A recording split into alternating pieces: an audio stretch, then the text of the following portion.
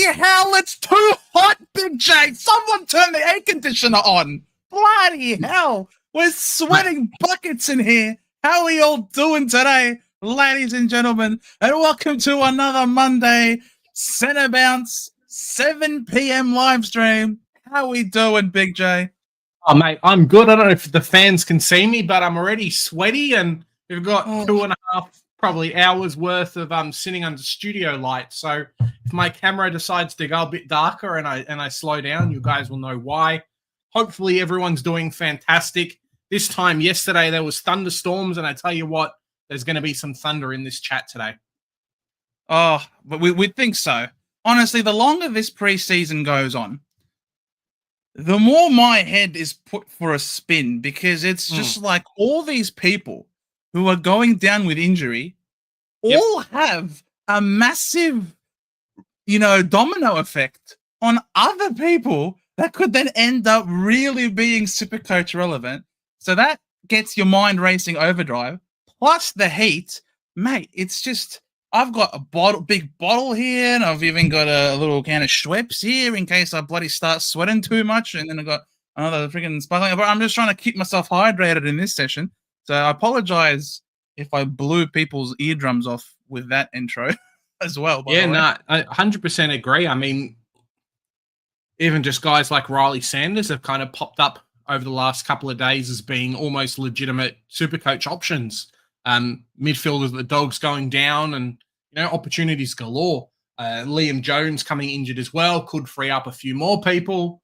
Tell you what, Joe, for a game where I think, let's pretend this time last month we could have been like, oh, well, most of our forward lines are going to look the same. People aren't going to take risks. Nothing's going to happen. To now, like a month later, hey, everyone's forward line is going to be different players. There's options. There's, you can be ballsy, no 500K guys. You can be not ballsy, take all the 500K guys. So, yeah. We'll see what happens. Man, there's so many of them that are like in the midfield as well. Like, we're gonna go through a lot of these injury news, of course, as they come along. Especially, we saw last week it was the Saints. This week it's all about the Doggies. I feel, as you say, with the way things are going. But before we get into it, let's look at some of the people in the chat and welcome. G'day, Velo. How's it going? What's up, Velo?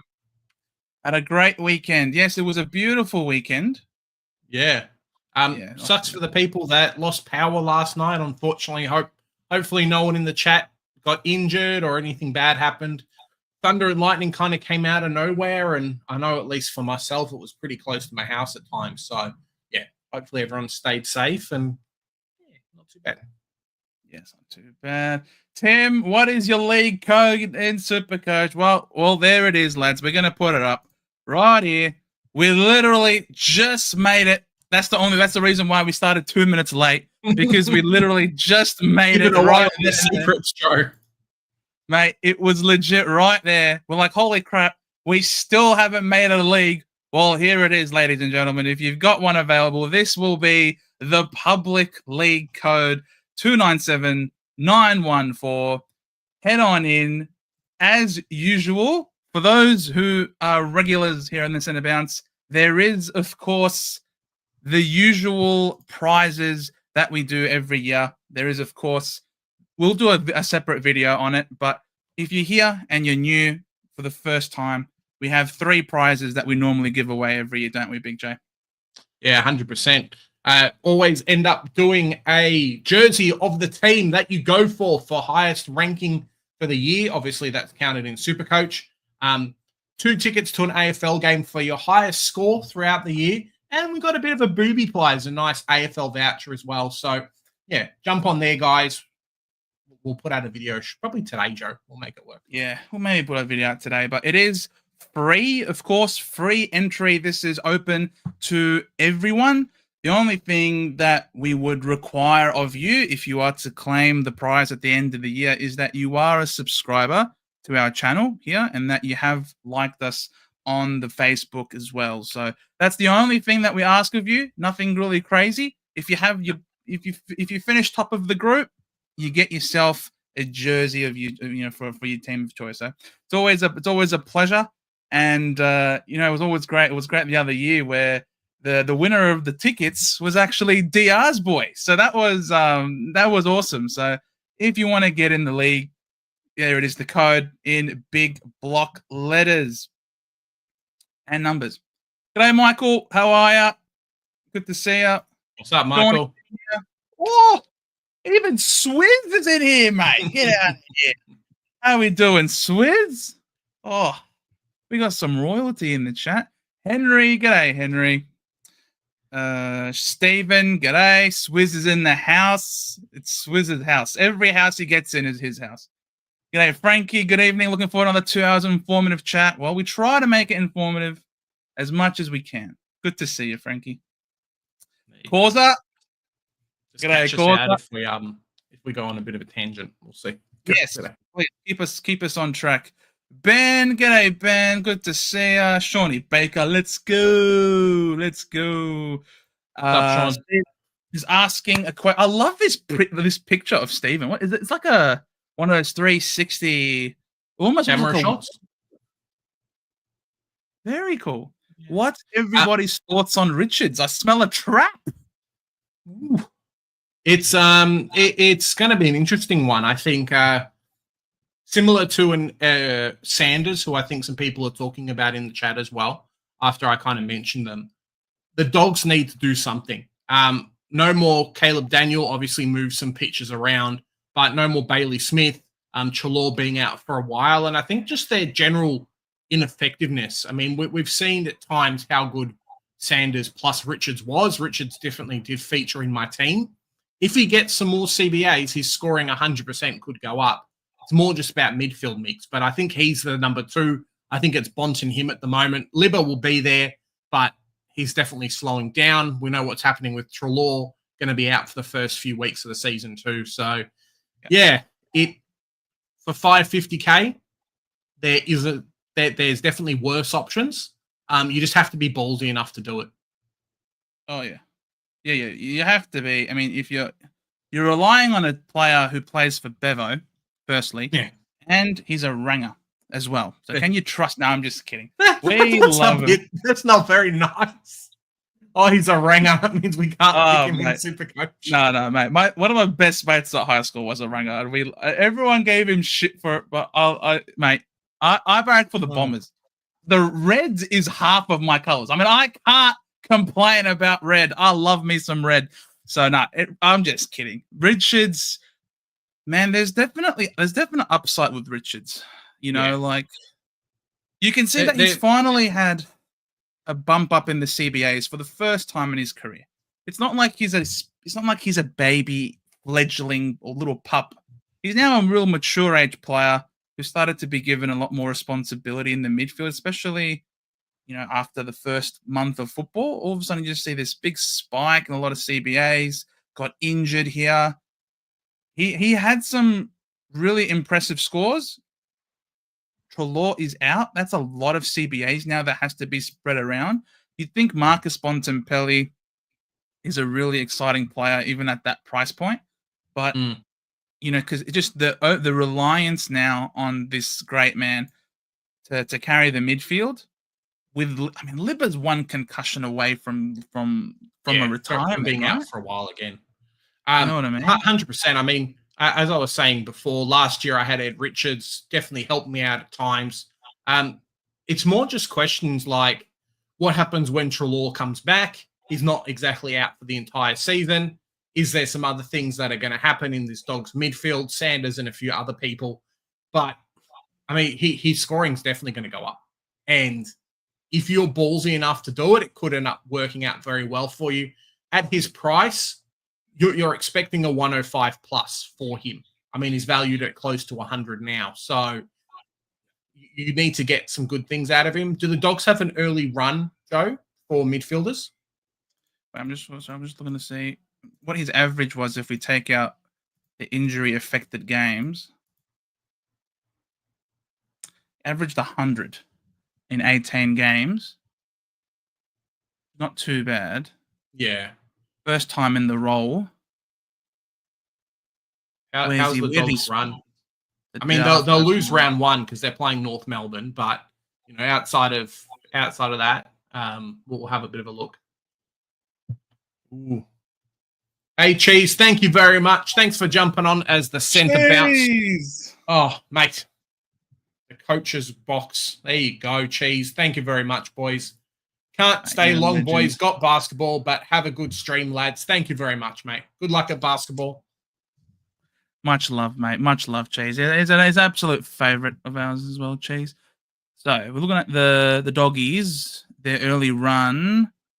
North, Collingwood, Carlton, Freo, Brisbane. Gee, those are some tough games. Gee whiz. St Kilda, depends how many players are going to have available in that midfield the way St Kilda are going. Jeez. The Giants, they ain't no slouches. Port's no slouch. I'm surprised Gold Coast is seen as an easy matchup. Like Rowell, Anderson, Miller. That's a pretty sick on-ball brigade. The Bombers, mate, we're a tough matchup. We got Sam Durham and Jai Caldwell and Zach Merritt. Mate, you got to put respect on the Bombers. What is this green matchup here? This is ridiculous. Yeah, sure. It's just, if you think about it, right, the way that it's looking, it should be 8 to 10 weeks, I think, which could end up being around round 3, round 4.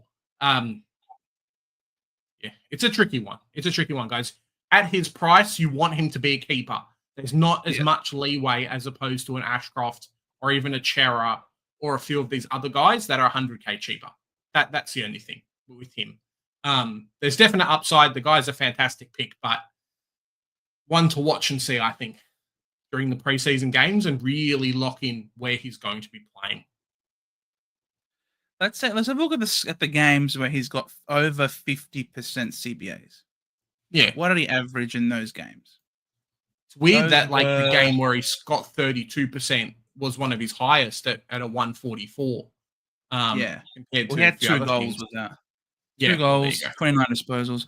But in terms of if it's just purely on, if it's over 50% CBAs, that's 8 games worth. He's averaged 105.8. 105 for him. What was his price stat again? 550. 550. Yeah. What are players? I'm looking up Ed Richards. It's a break even of 99. If he scores 105, it's not enough to be a keeper, and it's also not quite enough. It's also not quite enough to make you substantial money. I think if you want to fade him, and you just want to lock in a guy like Bont, I think you're more than welcome to do so, because it will be too hard starting both Bont and Richards.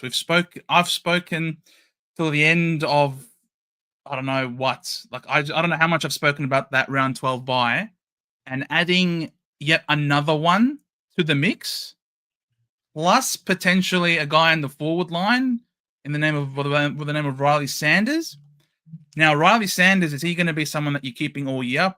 Probably not, with the return of Treloar. But far out, having too many players in that round 12 bye can be an absolute killer.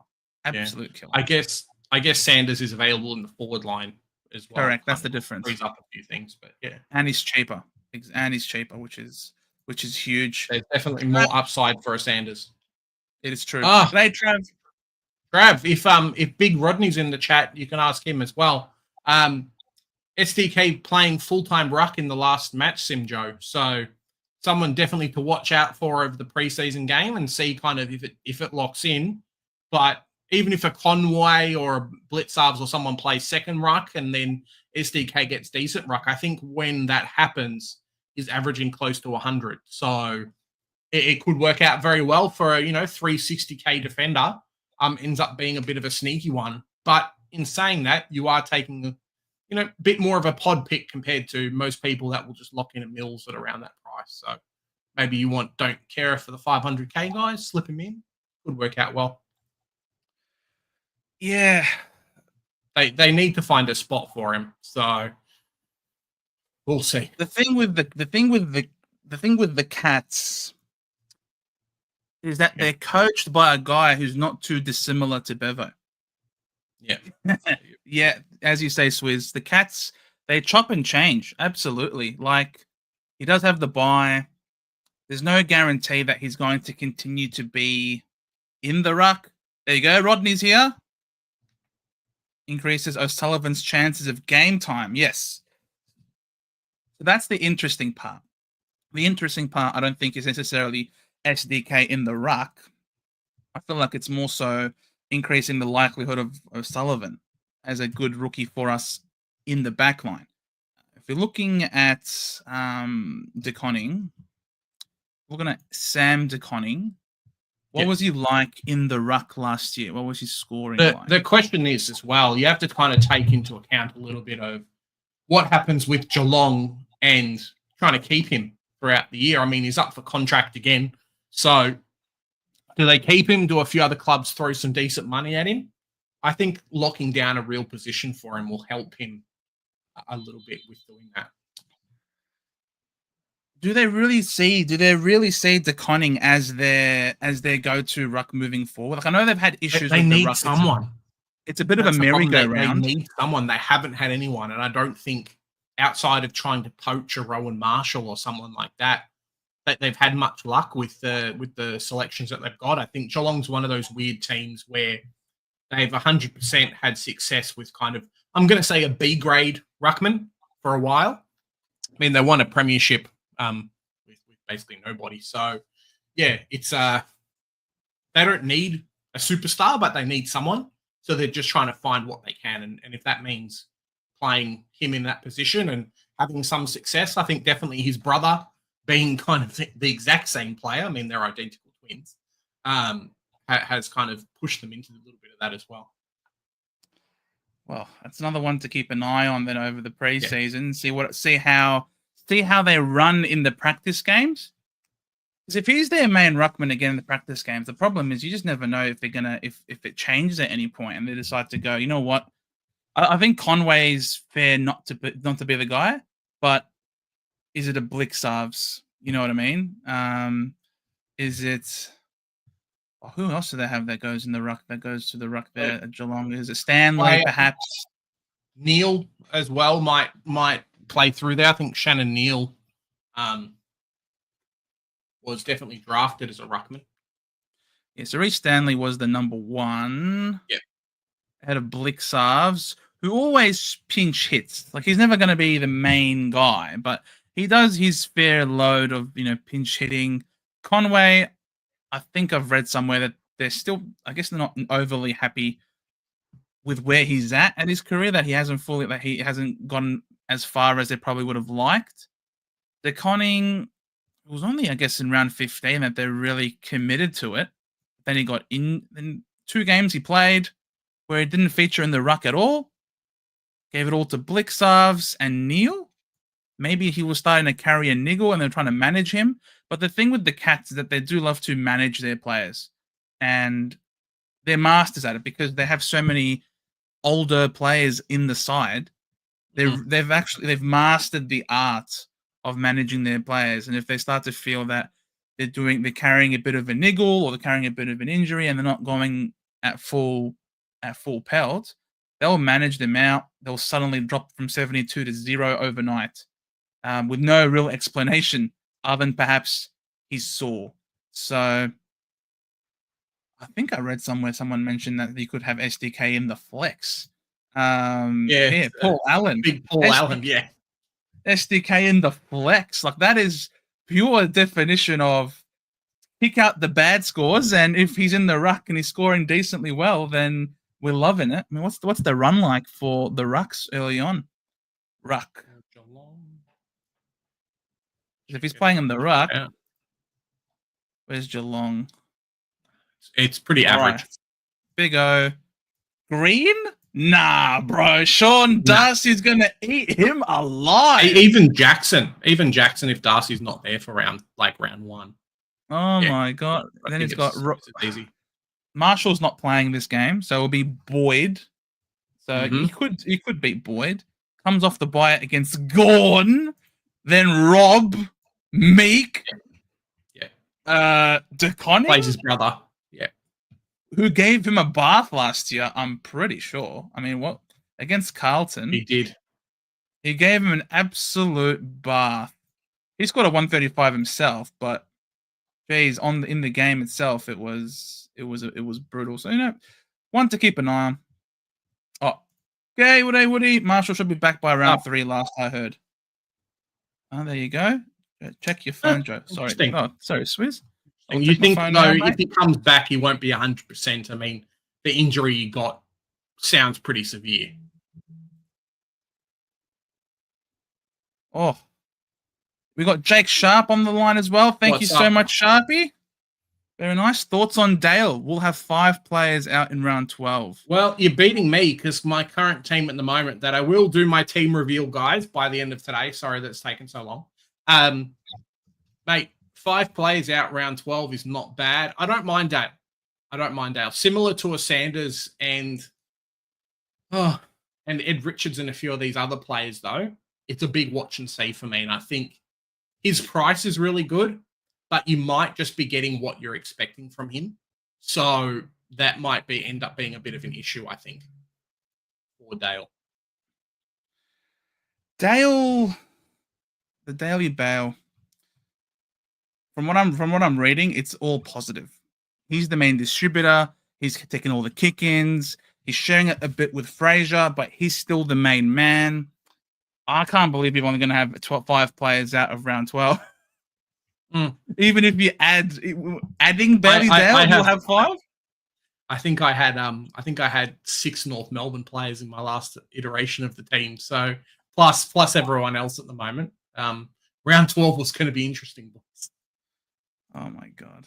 Let me copy this, guys. We're gonna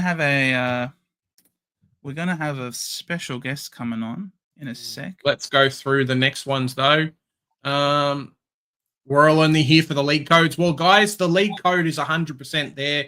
Lead code 297914. Jump on there. That is going to be our open league where you guys can win the prizes. We will, however, have quite a few head-to-head leagues popping up over the next week or so. So stay tuned for those. Hopefully you guys can jump in. It's going to be a lot of fun. Yeah, for sure. J-Bags. G'day, J-Bags. Thoughts on Tom Green as an option at M3? Other options I'm considering are LDU and Dawson. Yeah, I don't mind it. I think GWS...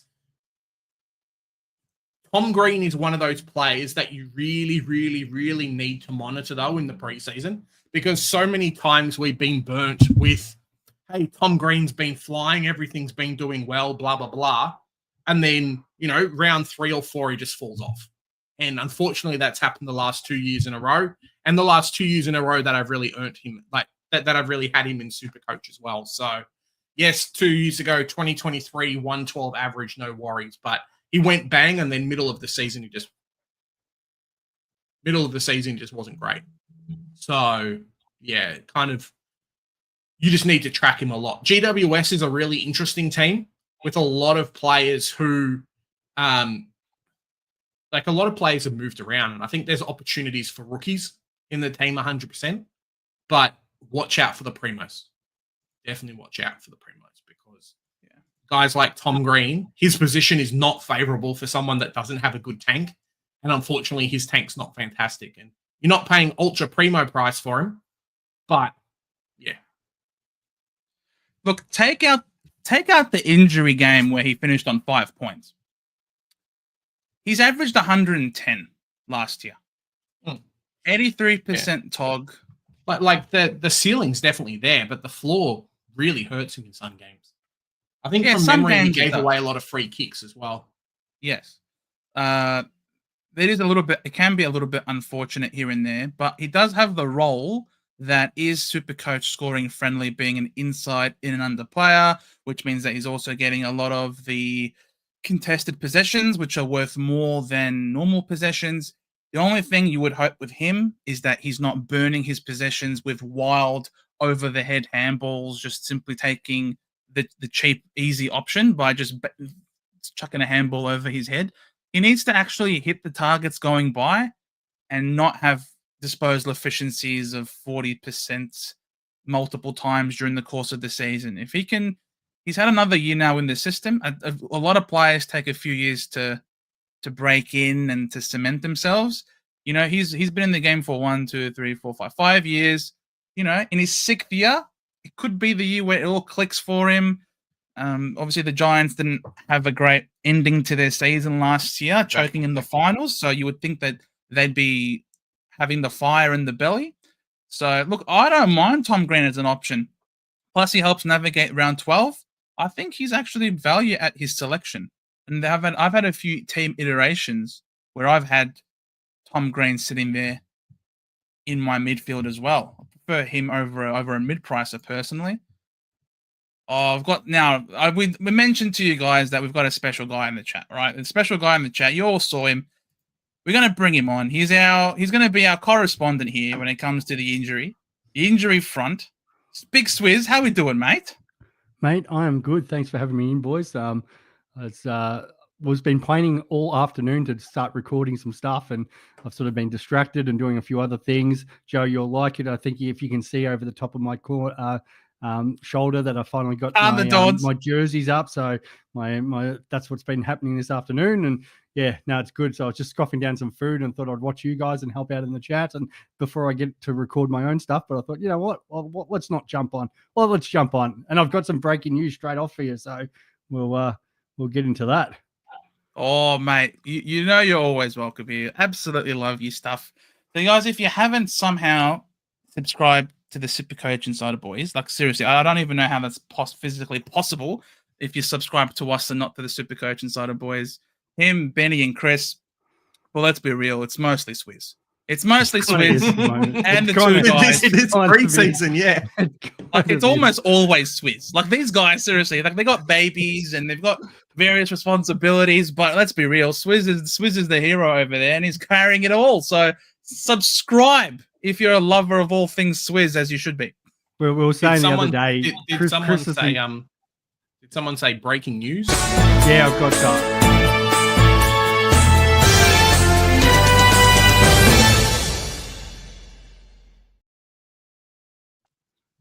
I love that, what mate. The hell was that? Awesome. That is awesome. What was that? That is awesome. Ooh, what's that, boys and girls? There you go. Bit of a sneaky sneak. Go for it, Joe, you might want to sit down for this, but yeah, Guelphy's just done his hamstring. So he's going to be sidelined for an extended period, which is obviously very good for young Kako. Yes. And so the positive is good for Kako. For you Bombers, yeah, not good there, Joe. But yeah, I thought I'd just come in with that breaking story, mate. Can we kick him off now? Can we tell him to piss off? Hey, like, you can do whatever you want. I was so pumped to jump on for it too. I'm like, Joe, get me on. Guess what? I've got news. Oh, mate, Joe, guess what? I'm about to drive a dagger in your heart, mate. Oh, my. Look, let's be real. Kako was always cemented. Kako was always going to play.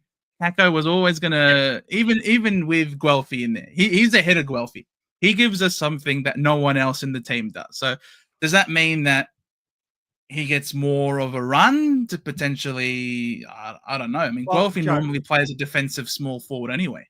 Yeah, I get that. Where Kako, the worry was because you obviously had Gresham, Guelphy in there who potentially could be, you wouldn't want a couple bad games from Kako. Like, then you start looking potentially vests and stuff like that. Where now, the replacement, what is it? It's Davey. And Davey's had a cracking preseason, but he's the more likely one. Yeah, but he's no. I said Davey's, he's the more likely one to drop out or whoever else they go there. So it shores up his place. Like it's not even, oh my God, we're going to worry about Kako being sub now. Like because Guelphy has a couple of good games in the Rezzies. It's not happening. So yeah, that's really good for those who are looking at Kako, who I think most of them will. Oh mate, Globe is saying yes. Just that inflated price, you got to lock him in now, I think. Well, yeah, that was the debate about, do I want to really pay 150 for a small forward who might push up to a bit of half forward and stuff? And obviously you've brought Gresham in and the jury's out of sort of Gresham's performances, but he's not a bad, I guess, small forward in that sort of role. But yeah, Kako adds something. I really like what Kako adds. Good mate of Caddy. But yeah, the worry is, small forwards, do they actually score well? Well, at least he's a warm body every week. Correct. So yeah. Oh, we'll play him. We'll play him every week, and I feel like he'd only ever be subbed if he cops an injury, for example, or God forbid. So, but you look at him. He's got some tackle numbers. He's got pace. He hits the scoreboard more often than not. And it's not like he's one of those stay at home necessarily all the time Smalls. Like, he might have some games where he might be utilized pretty deep, and then you'll have others where he roams up the ground with a great kick to handball ratio, like 18-6, 16-3. Sometimes it's 50-50. But look, if you can afford him on your forward line bench, lock him in. Like, some of these more expensive, like the expensive mid-price, the expensive rookies in the midfield, you've got the Ashcrofts of the world, and you've got the, do you have Draper from the Crows? Do you have, a Sheldrick? The back line, you've got another few, you've got Gibkiss, probably you can afford to fade him, given how many other cheaper options we've got there. But when it comes to the forward rookies, you'd think maybe there's Davidson from the Dogs, who's cheap.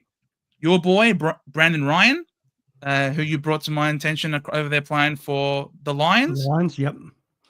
You've got those two. Connor Stone. Hewitt. Yeah, Stone, Hewitt, Berry. Actually, I actually sent a whole list to our, where was it in our pod chat the other day? Like, I had a massive list of potential forward options and stuff who could potentially be a go. But yeah, they're probably the obvious ones. But I think, a lot of people sort of bury. We had a question before about marriage. I don't know if people in the chat have seen my West Coast interview. I think I put up yesterday with Jeppa, who's more of an AFL fantasy guy, but he's all over West Coast stuff. Yep. And yeah, he was so big on marriage, playing that back pocket and kick. He's getting some kick-ins. Hearn's retirement. They've lost Barras, so they've got to kind of fill some holes down there. So marriage is going back. It's so good. He's actually doing very well, and he's in the A team, which is great to see. Performing well, as you say. I've got him in my side at the moment. I think he's worth the price point for sure. I'm trying to see if I can. Yeah, there's a couple of people asking about him as well. I did feature him in my zero price team that I might show up now. There's him, Hutchinson as well, that may come to opportunities. There's a few of these players that either have moved clubs or maybe have kind of changed positions a little bit throughout the off-season that definitely offers some real value, just over 200K. But I think most of it is consistent in scoring that we want, and then just playing like best 22 every week. So if we can do that, we'll be very, very happy. Yeah, I think I've got, I might have found a Twitter or a tweet or an X, whatever, in relation to from Nathan Schmook, who was recently Perth-based reporter over there. Hewitt was excellent, which is, you love to see it, attending most centre bounces with Duggan and Kelly. So Elijah Hewitt, definitely one to lock in, I think, especially with the DPP 100%. As well. Marriage and Bo Allen. Yeah, close to best 18 setup, with Marriage and Bo Allen both playing in defence. And that's what I sort of was talking. I had a feeling that when the Eagles drafted Bo Allen, that they're going to play him behind the ball initially before stepping him up in maybe next year or later in the year to potentially have a move into the midfield, because he's a real dynamic type of player, Bo Allen. So Marriage playing in the back line, taking some kick-ins, as you say, which is awesome. Gross, however, let's just say it's Grouse, that he's a really cheap rookie who could potentially be playing in the midfield. Then you got someone like Hutchinson playing mostly on the wing, but in the stronger 18. So again, that's another potential mid-pricer in the forward line. I never thought I'd have so many Eagles potentially in contention. Yeah, I'd rather people go and check out the pod with Jeff, but yeah, we spoke a lot about Hutchinson, Duggan's role, how they will all interact. So because the injury to Elliot Yeo. So Duggan's going sort of midfield half back. So Hutchison then opens up with that spot in the wing. We know wingmen don't score great sometimes, especially if you get stuck on more the defensive side of things. But it did seem like from Jep that Hutchison was pretty well locked in on one, where they were rotating wingers on the other side. Yeah. Oh, welfare injury, and Joe is like, get out of here, Velo. That's not nice. It's great. But guys, you would have seen the Supercoach horse was in. It's Mick. Big Mick is in the chat. And if you haven't subscribed, you got to go check him out. And also an incredible effort by him helping out the Skodfather in running the very big cash league over there. So, of course, head on over to Abs's YouTube channel there, The Magic Moments, The Magic Moments himself, and see if you'd like to participate in one of those really big cash leagues over there. Yeah, both are going to be joining me pretty soon, actually. I think on my channel over there, we're going to have a bit more of an in-depth talk about it. Some of the games we've played and the way Abs sets it up is what we've been doing on the Richmond forum for the last couple of years. So they've kind of now taken it global. So yeah, it'd be really interesting to get involved in. I know I'm pretty sure DR, I'm sure you'll be happy for me to say this, did sign up today as well. So yeah, there are some good experts getting involved in this as well. Nice. Yeah, I like this one. G'day, Jonas. Gross. Let's see how he scores before deciding how to pronounce his name. We might end up just saying he's gross. That's great. Oh, Velo's here asking about Barnett. Heard he's playing key defense and possible a handy R3 for Barnett. Yeah, I heard this from Damo, from our good friend Damo, of course, from Damo Supercoach. He brought it to our attention in a private group chat.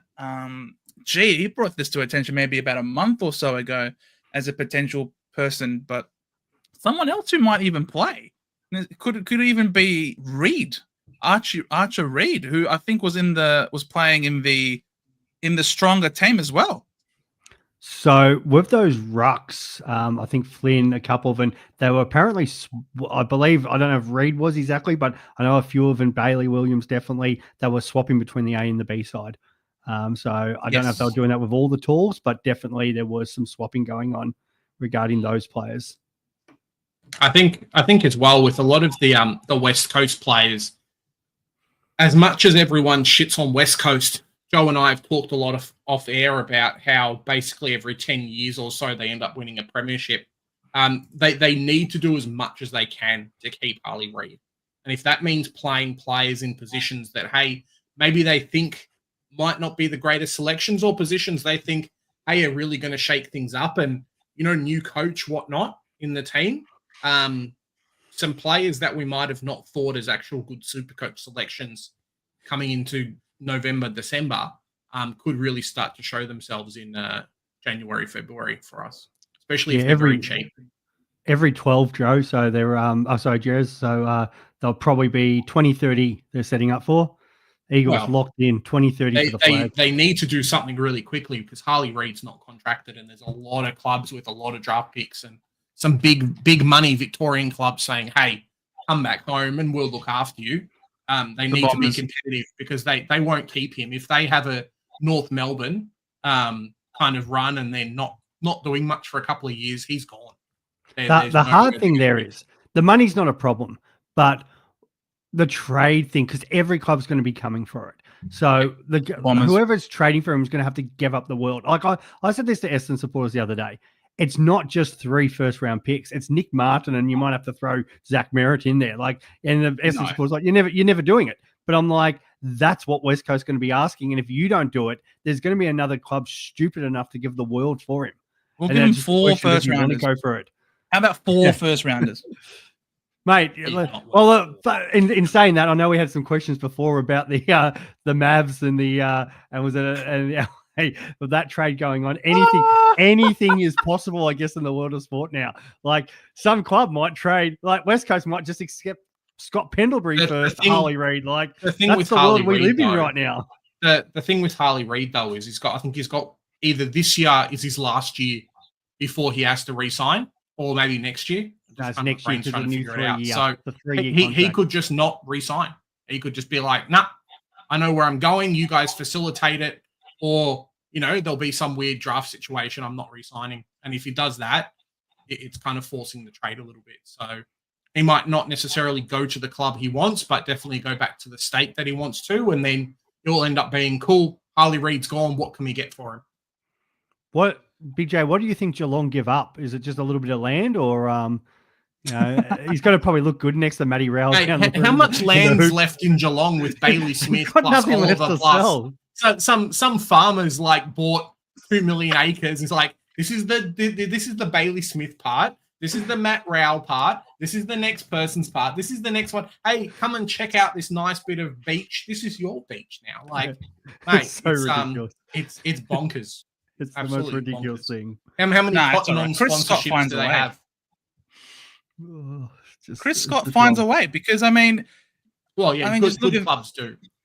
No. I mean, but even from a monetary perspective, I mean, we all remember surely the interesting situation with Chris Scott being appointed chief of leadership and performance at Morris Finance, which is a key Cats sponsor. You always find a way to do some sort of loopholes and be able to buy some extra little. Good clubs are good because they can do shady crap like this, unfortunately. Mate, now the Cats know what they're doing. But so this is probably the more interesting one here about marriage and defense. Definitely more a creative role than lockdown. Plenty of rebounding and the occasional kick in, which is awesome. And then this is in relation to Bailey Williams and Flynn, which a lot of people I think would be interested to know. Flynn started in the better 18, then swapped with Bailey Williams. So it's still a line ball is Nathan Schmook's best guess. Look, So I don't think they'll play. I don't think they'll play one and not the other one. I think that they just look better having the switch, especially with Flynn, coming off an injury and not playing best 22 and being the solo ruck. 100% they'll run both. But it just means that if Flynn's playing, cool, we're good to go. They'll play both, which means that they're both going to be eating into each other's ruck scores. And whilst the other one, like a Flynn, is resting forward, he ain't kicking goals for that West Coast Eagles side this year because the ball's hardly ever going to be down there. So, look, for me, I'm happy to fade Flynn personally with the line ball status, plus the fact that they're going to play both. Because they do like Bailey Williams' work around the ground. He's very mobile. He can be an extra sort of midfield. So, for me, I'm happy to avoid Flynn. B. James has a question. Thoughts on Dersma with some outside midfield potential, lads? Doing Zane Dersma? No. Yeah, he is. Oh, what, No, BJ? no. I thought I'd walk out for 15 minutes while you talk about Dersma. No. I'm good, bro. Dersma, you pick him if you want to, but there's better players. Just checking his now price. Nah. Don't do it. Don't do it. He'll feature, but I don't think he's going to be a good Supercoach selection. 100% Kako will end up scoring more than him. So don't put yourself in the position that you're going to hurt yourself.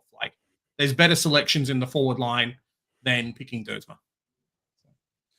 There you go. You heard it here from the North Melbourne man. All right. I love North, but I try and be as realistic as I can. And Dersma is not the player. Yeah. Oh, Bino Sullivan, though. Smith. Bino Sullivan, watch out, boys and girls. He's going to be a god this year. All right. But look at this. Causa can't wait to fade Bailey Smith. Oh, boy, Causa. You sneaky man. It could end up being a real selection. It's just wait and see. I guess we're very lucky with some picks like a Smith and a few others where they do have round zero. So at least we can see if we're forced to. I mean, if Bailey Smith comes out and scores at 200 in round zero, you have to pick him. Just for getting cash. 200 in round zero. I'm just saying, just for getting cash that week, though, the cash generation is going to be insane. If he comes out and scores a 70, though, potentially you can fade these type of players. I mean, that's why round zero is fantastic in that respect. So watch and see, I think, a little bit, but it doesn't have to be the ultimate must-lock selection that I think a few people have him. It's currently in my team. Yeah, you go. Currently in my team, though. It would solve some problems in my team. Yeah. Fading Bailey Smith. Yeah, it actually would. Because I hate like these sort of 400k defenders, and that's sort of what the price range I've sort of in at the moment to get my third defender. I mean, let's look at him. Let's have a look at some of his scores where he has. Because we anticipate he'll have over 50% CBAs. I mean, how far back do we want to go? Do we want to go back to 2020? I mean, if you're looking... Well, that's the issue, right? I mean, 2020 Dogs are very different than last year Dogs, and then Bailey Smith is not the Bailey Smith that he was in the preseason as well. I think some players we've definitely heard a lot about recently, and then some players we haven't. I wonder if that's a bit of an indication, or Geelong just keeping a bit tight-lipped on how good he's going. Maybe Rodney's in the chat. Let us know. Well, Emma, Supercoach Mama, she's been on with Swizz with the Geelong preview, and from what I recall in that video, Swizz, she was probably saying that he's a lock. Yeah, she was. She said, yeah, hasn't done anything wrong. You know, he's been there, the family days, you name it. So yeah, she was pretty bullish on him. I mean, this is, as we were talking, I've literally selected every game where he's had at least 50% CBAs starting back from 2020. That's 39 games where he's had at least 50% CBAs. He's averaged 97.7. Now, 2020 scoring was whack, agreed. Yes, 100% dead end. So that's why I was going to say, take it with obviously a pinch of salt. 2020 was a weird one all year round because the quarters were shorter, and they've obviously had to bolster the numbers to get to the 1,300 points. Scaling was crazy. With the scaling, exactly. So 39 games for an average, basically, of 98. That is a keeper. And that... Yeah, especially in our forward lines. Exactly, especially in our forward lines. That is top of line primo for under 400k. Top of line keeper for under 400k. What's his average without 2020 games? So if we look at his recent stuff without 2020, what's his average? Good question. So if we take out 2020, his average is 96.5. That is still decent enough. That is still top of line keeper in our forward lines for under 400k. Like, I think it's hard to turn down. I'll make some predictions, but I do think people are going to be picking him alongside maybe a Riley Sanders who doesn't have an early buy, potentially Luke Parker as well. Do we take another rookie in the forward line and drop out and get someone like an SDK for a similar comparable price in our back line? So there's going to be a few of those questions. And how many people, again, I think a lot of us now, Joe and Swizz, are going to go almost, you consider it to be mid-price madness at the moment. Just so many of these players that aren't rookie priced anymore that we're going to start throwing in our teams. Well, that's the forward line. The forward line almost is entirely mid-price madness because you can afford to field some guys who appear to be playing better roles, like Marriage, for example, who were just playing off half back and taking even some kick-ins. Like, it's hard to turn that down. Caleb Daniel.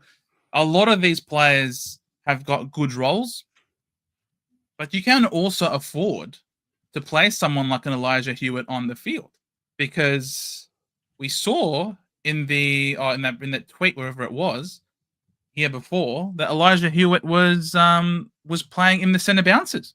So Hewitt was excellent in attending most centre bounces. So you can afford absolutely at F6 to field someone like a Hewitt who appears to be in line to score quite decently in a very positive role, and then use the money to get, because you obviously want to have your best possible score on the field. Does that mean taking a rookie score off in the back line where you feel like, maybe a Toby Travalia playing on a wing might not necessarily be matching the output of an Elijah Hewitt in the forward line because he's playing in the midfield? So you might say, you know what, rather than pay up for an extra mid-pricer in the forward line, I'll field Hewitt at F6 and maybe pay for someone like a Sin at Port Adelaide or maybe for an SDK from Geelong to take off one of those rookie prices off the back line. A lot of people in the midfield are going to have the stock standard, Jagger Smith, who appears to be a lock, Elijah Sardis, who seems to be really impressive. And then maybe a third could be a Draper, could be a Sheldrick, could be a Lindsay, any one of these players could be the third rookie. And you'd anticipate them to score well. But the backline rookies, I feel, are probably the more skeptical ones on field, personally. Yeah, I think it's going to be a really interesting kind of question when some people in chat are talking about SDK making 100K and a few other players as well. It's not going to be this year. I think this is one of the few years where we're going to have a considerable amount of cash gen. It's just really picking out the best ones and then the guys who are going to have enough scoring on field as well. I think this year you could go extremely guns and rookies, maybe not so much in the forward line, but then it's like, well, is my team better with 6 or 7 or 8 rookies on field compared to this other one that I've made that's only got 4 or 5 rookies on field? So it's going to be a real toss-up, and, those kind of personal conversations with yourself. How much risk can you take? What am I happy to do? That kind of jazz is going to be the determinant for a lot of people, I think. Can see here Corey causes I would love to trade him in round 4 potentially, and Michael's sort of agreeing with him. Means only had 1 price rise, but the problem is if he scores 200 in round 0, you say some crazy shit, Big Jake, or Global calling you out here, which is really impressive. And Global, Joe, you're doing awesome at not using those filler words. Thank you. I'm trying my best. I do occasionally find myself saying but call me out if I do it. That's an area of self-improvement I'm trying to address. So please, if I do it, call me out on it. And yes, Woody I think we're going to be able to chase a couple of players come round, 3, 4, 5, as the early buys are definitely forced on us. It's more just about not having to chase too many. Don't spend too many trades. In previous years, we've definitely done that, and it's hurt us quite a lot. So kind of if you can get away with that, then you'll be okay. Absolutely. All right, let's... CBD Monday. You know it, Jonas. You know it. Ben feels Sanders could be a trap.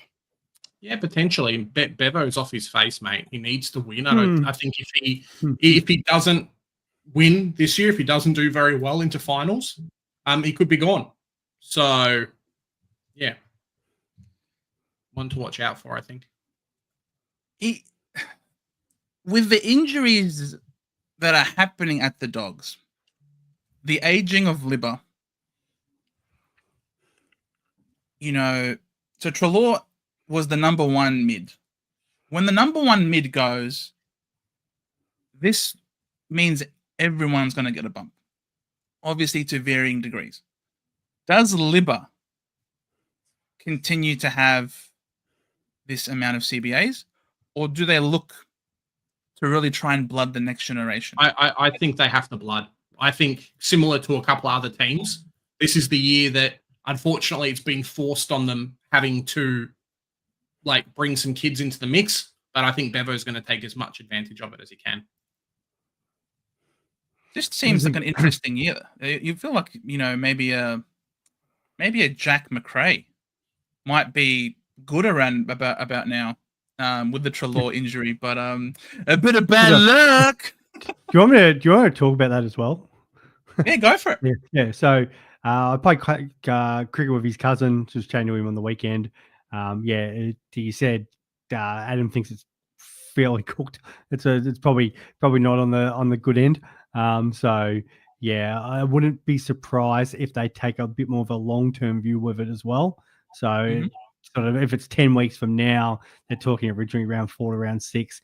It wouldn't surprise me if that sort of became round 7, round 8, because it's his second one. So he did a real minor one before Christmas.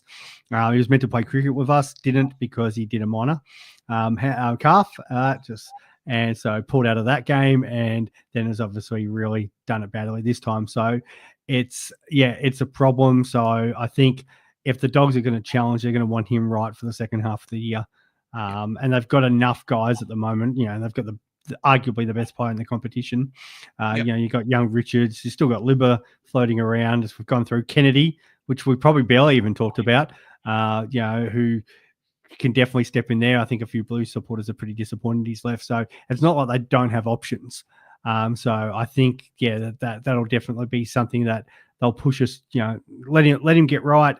Richard sort of comes in as that M2 for now, and then they're supported by the other guys. I think, personally, I feel like if you are going to go with, I suppose, hunting the upside of this Treloar injury, and you anticipate a whole people to jump up, I just feel like it's unlikely that both Sanders and a Richards type will both succeed. I don't know. I just feel like Richards was always earmarked to get more midfield. This Treloar injury, I just feel like bumped him up even more. And when I was watching our good mate DR with his team review, and he was talking to, I forgot his name, from a diehard Western Bulldogs fan. It's Matey. Yeah. And he's saying that just how much work they're doing with Richards in the midfield. They're even getting him exposed to what it's like to be tagged. So they're really putting all of their eggs in this Ed Richards basket, and understandable. The guy's super dynamic. He's a great ball user, normally great decision maker, can hit the scoreboard himself. They need, because the midfield is where their point of strength is, in addition with their forward line. Their forward line's now going to be a little bit weaker with Jamara having his off-field issues. So having players that can supplement the scoring from the midfield will certainly be of massive assistance for the Dogs, and Ed Richards fits that to a T. So I just think Richards, Bond, maybe Libba as well, will be the prime three. You need to have a fourth. It could be Riley Sanders, but it could also be, as you mentioned, Kennedy. Kennedy's less of a line breaker, though, than Sanders. Sanders is more dynamic. So the Dogs... So Joe, what will happen? So you say it'll be starting, but it'll be Bont, Richards, and probably Libba starting in that. But then obviously there's going to be rotation. So you'll have then. So it'll probably be, say, even if Bont goes forward or whoever goes the rest, but you've got Sanders will replace Richards in there, and then you've got Kennedy that'll replace Libba. So it's kind of a like for like. Correct. As I can see, someone here has Magnus here saying that Bont goes forward more. I feel like they'd be doing themselves a massive disservice, Magnus, if they send Bont forward more.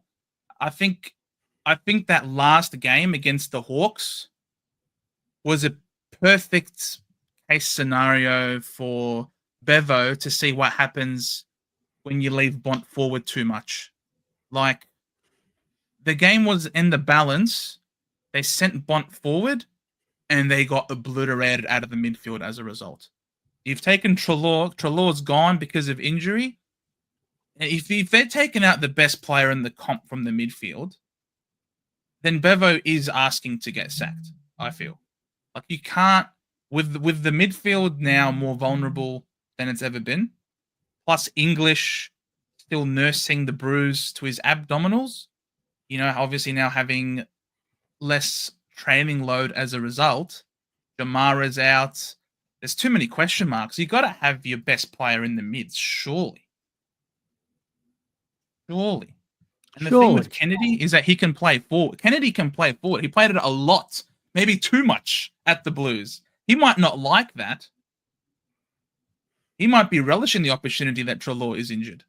But does he get in there ahead of a Sanders? I think he's better as a forward than Sanders is, personally. So it's a lot of question marks. We'll see how the Kennedy played forward a lot for the Blues. Yeah. Well, we'll see how the preseason games go. Will be really interesting. The Dogs are always an enigma. All right. Let's scroll back up. Wooden Spoon is going mid-price madness at the moment. G-Bags is asking you what your options would you consider around the 600k mark. Yeah, In what line, G-Bags? Yeah, I kind of answered that a little bit in the group chat, but I'm a big fan of Brayshaw. If you want somebody who's different to the round 12 buys, because you're probably not got a St Kilda midfielder, so it's literally only Sarong that you're probably carrying. So he is a little bit of the point of difference. I think he's probably actually even his ownership's not too bad compared to some of the other players, but yeah, he's probably the one that stands out from that price point. Yeah, I agree. I got him on my side. Like him a lot. Corza wants peeling at M6. Yeah, I've currently got him there at the moment. It's a bit juicy, but it means I have to take a lot of 450k players, and at the moment it doesn't work out that good. I've actually taken Pitling out of my side.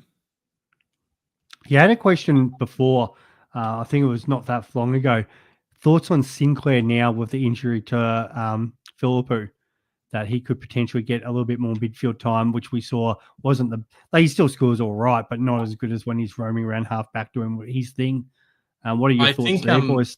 I think from hearing what David King's been saying, it might end up being Naz season, and Sinclair plays a bit more mid, and it really frees up Naz to do a lot of stuff through that midfield, which is a bit annoying because I think Naz, as a St Kilda, just kind of looking as what St Kilda needs, I think Naz is better for them on a wing. But his halfback distribution role is definitely going to be there and might end up being a good selection. 540k get us in Supercoach. Fade Sinclair and bank 40k could work out all right for you. I feel like this is going to be a bit of a shorty moment here. Got a little bit of a story to tell you. Yeah.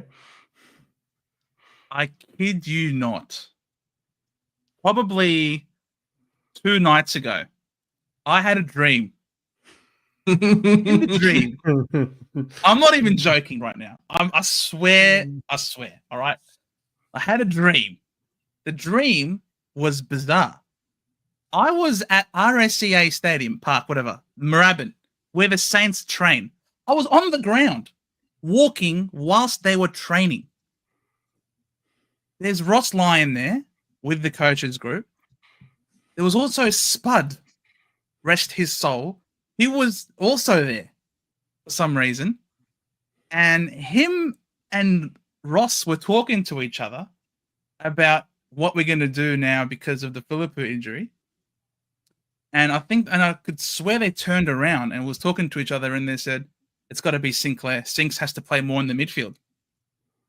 And I turn around and I look at Sinclair and he's standing there. And he's like, yeah, I've always wanted to play more midfield. I can take my game to another level. And I woke up. Why the hell am I dreaming about Sinclair and the St Kilda Saints? I have no idea. But I kid you not, this was my dream a couple of nights ago. And ever since, I've taken him out of my side and I've got Nazaya Wangan and Miller instead. There you go. Locked in, boys and girls. Big J, can you come up with a stinger next week for story time with Joe?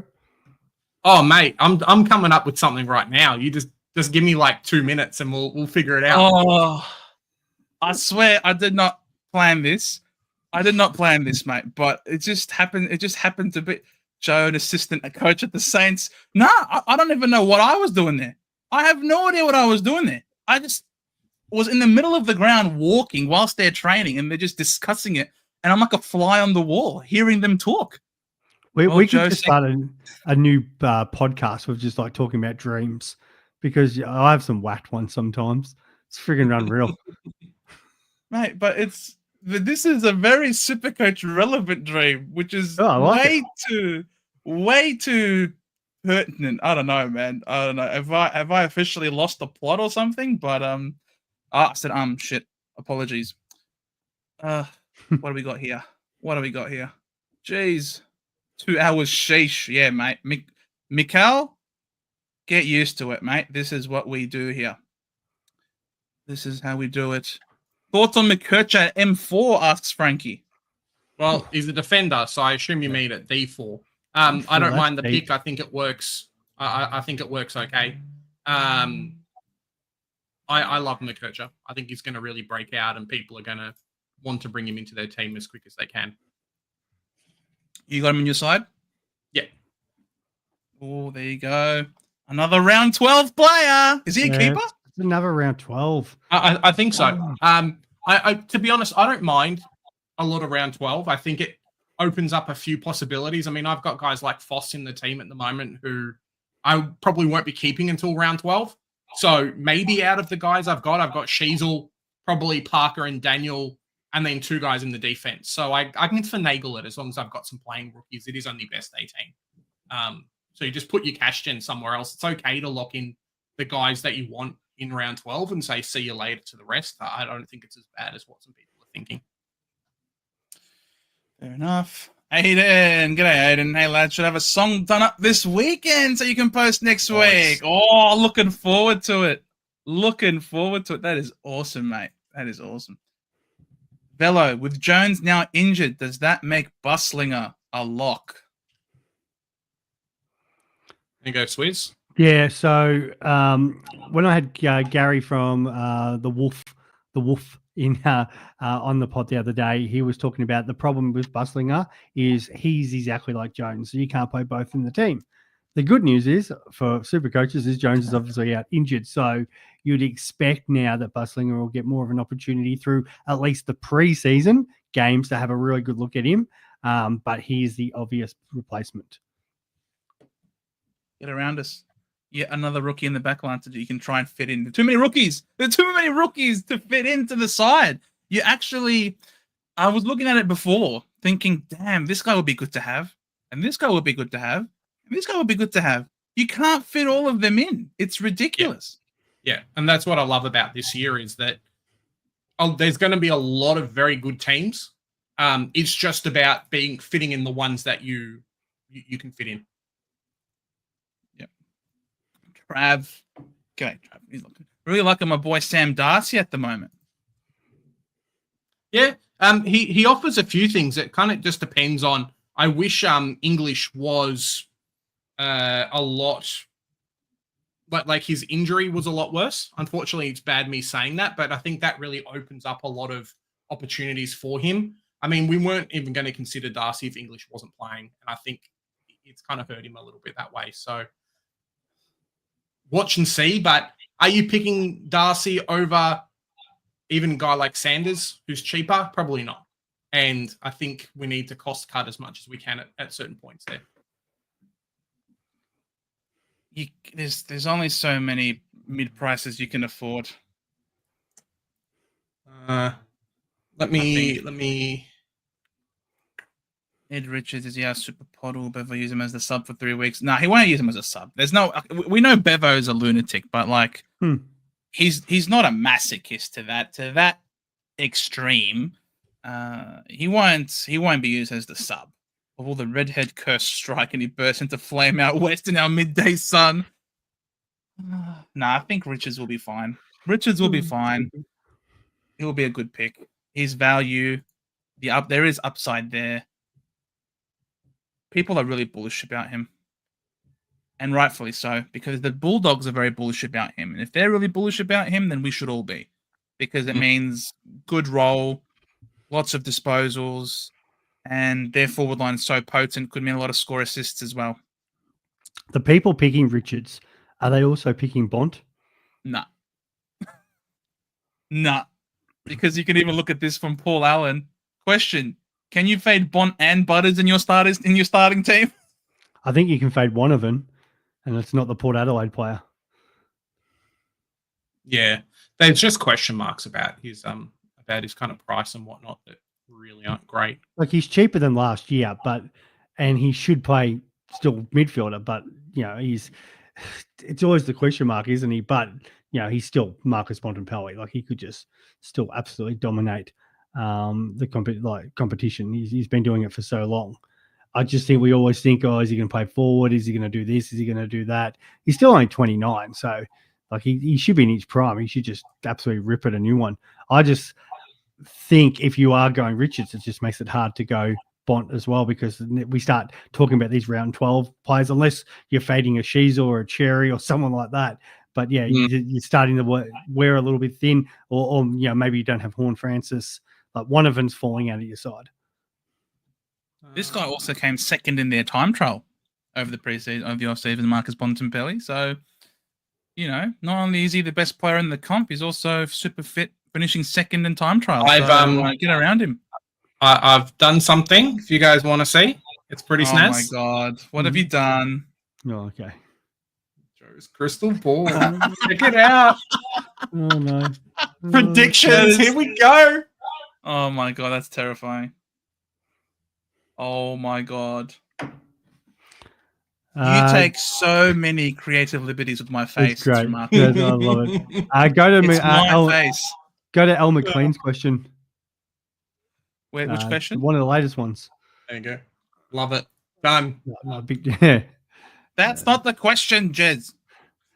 That's a thumbnail. No. Thoughts on old Manny Roberts? The question I've got, because I know, say somebody like Chris, actually it seems to be all the non-Richmond supporters are big on Jaden Short, practically the same price. So if you're going to go that for sort of 34 to 440 guy, and you're not going to go the midfielder and say Cher or Ashcroft, one of those ones, why wouldn't you rather the player who doesn't have the early buy? And that's probably the argument for, say, between Short and Roberts. And I like Roberts, and he's definitely got the role, but there's other guys that have half back roles. I just picked the better. I just picked the better player in McKercher, to be honest. But then you're trying to find an extra 40k. I'm saying if you're at that 440 mark or for around that, it seems to be it's Roberts versus Short in the back line, unless you can swing someone back and get either Cher or Ashcroft. What about him or Sin? Sin is Sin's way cheaper. Yeah, Sin's pretty well. He's been in my side. Sin is the position's not locked. I feel like it is now. They seem to be running everything through him at halfback. How long till Farrell comes back? That's the only issue. Well, Farrell's shit. But Farrell's playing anyway. Farrell, but he was already playing. I personally, I think with Sin, and it's the reason why I'm more than happy to get a Bo Allen or someone else. He's not done it before. His fitness and kicking is somewhat questionable from the training reports I've seen. And the last 5 or so games when Houston was there, Sin wasn't doing it either. And they could just run with the same lineup as they had last year. Farrell comes back, Evans takes a lot of the kick-ins, they share it around again, and then, cool, you've just got Sin. Yeah, and it's definitely a point. For sure. He's a sort of guy, you could save 100k, and then that puts it up, if you've got a Roberts, to a Max Holmes, Bailey D, somebody like that. Yeah, for sure. You can definitely do something with that cash. But it just seems to be he's come in. I'm so against the Sicily pick, mate. I know. Really? I hate the pick. Oh, wow. Because I just think he's got to go forward. They've got no choice unless they're playing battle forward. Well. He will go forward at the end of the game when the game needs to be won. Well, that could happen. But the only thing I say about Sicily is you could start him and then pivot him to, if he's not working out, to Holmes or Whitfield or anything like that. I'm more than happy to say, hey, Sicily, if I lose out and have to spend 50k more to keep it, to get him in, then cool. I'm more than happy to do that than having to start him and then try and trade him into someone else who's doing better. I think the early buy hurts him too much. And I do think that there's way too many question marks with him that I'm more than happy to say, cool, let someone else take him and I'll pick a better player. Yeah. Fair enough. Maltesing went off here in Geelong. 47 mils of rain. Heads destroyed at the Geelong Showgrounds racetrack. Gone to work this morning. Barwon River left a trail of mess. Trees down, silt all over the place. Yeah, stay safe, everybody. It's wasn't great for a lot of people. Not great. No, not G'day, great. and go. Good to see you, mate. Hey, and go. What a ledge. Far out. We had some great people in here. Jake Sharp saying hello. Paul, Joe, I have what's going on 15 with your Joe? What's going on What? with your guy? So before you get into that question, what Which is one? going on with Essendon's new shiny little halfback winger? You say his name better than anyone. Saad Al-Hawla. Yeah, I love it. Well, what is going on with him? Because he seems to be so far out of that team. It's not funny. Yeah, he hasn't been tearing it up. He has not been tearing it up, unfortunately. Yeah. Look, still have high hopes for him because we saw what he was able to do at the back end of last year. He has been on a little bit of a modified training program a bit earlier on in the preseason, which had him missing some of the match simulations, and he was obviously being when he was being managed a little bit, but he did participate in the latest match sim, the last couple, just simply playing a role, really, not dominating. Mostly wing, almost exclusively on the wing. Occasionally would drop back, but we're giving a lot more responsibility to the likes of Archie Roberts, Red Dog, got a bit more voice this preseason. Ridley, unfortunately, has gone down with another soft tissue, so it will be interesting to see what happens with his recovery, but he will not be participating in the preseason games. So all of these operations, I guess, and all of these roles that we see from players in the back line, they're all going to have a question mark. I'm going to have an asterisk because there was no Jordan Ridley there, and we love having the ball in Ridley's hands.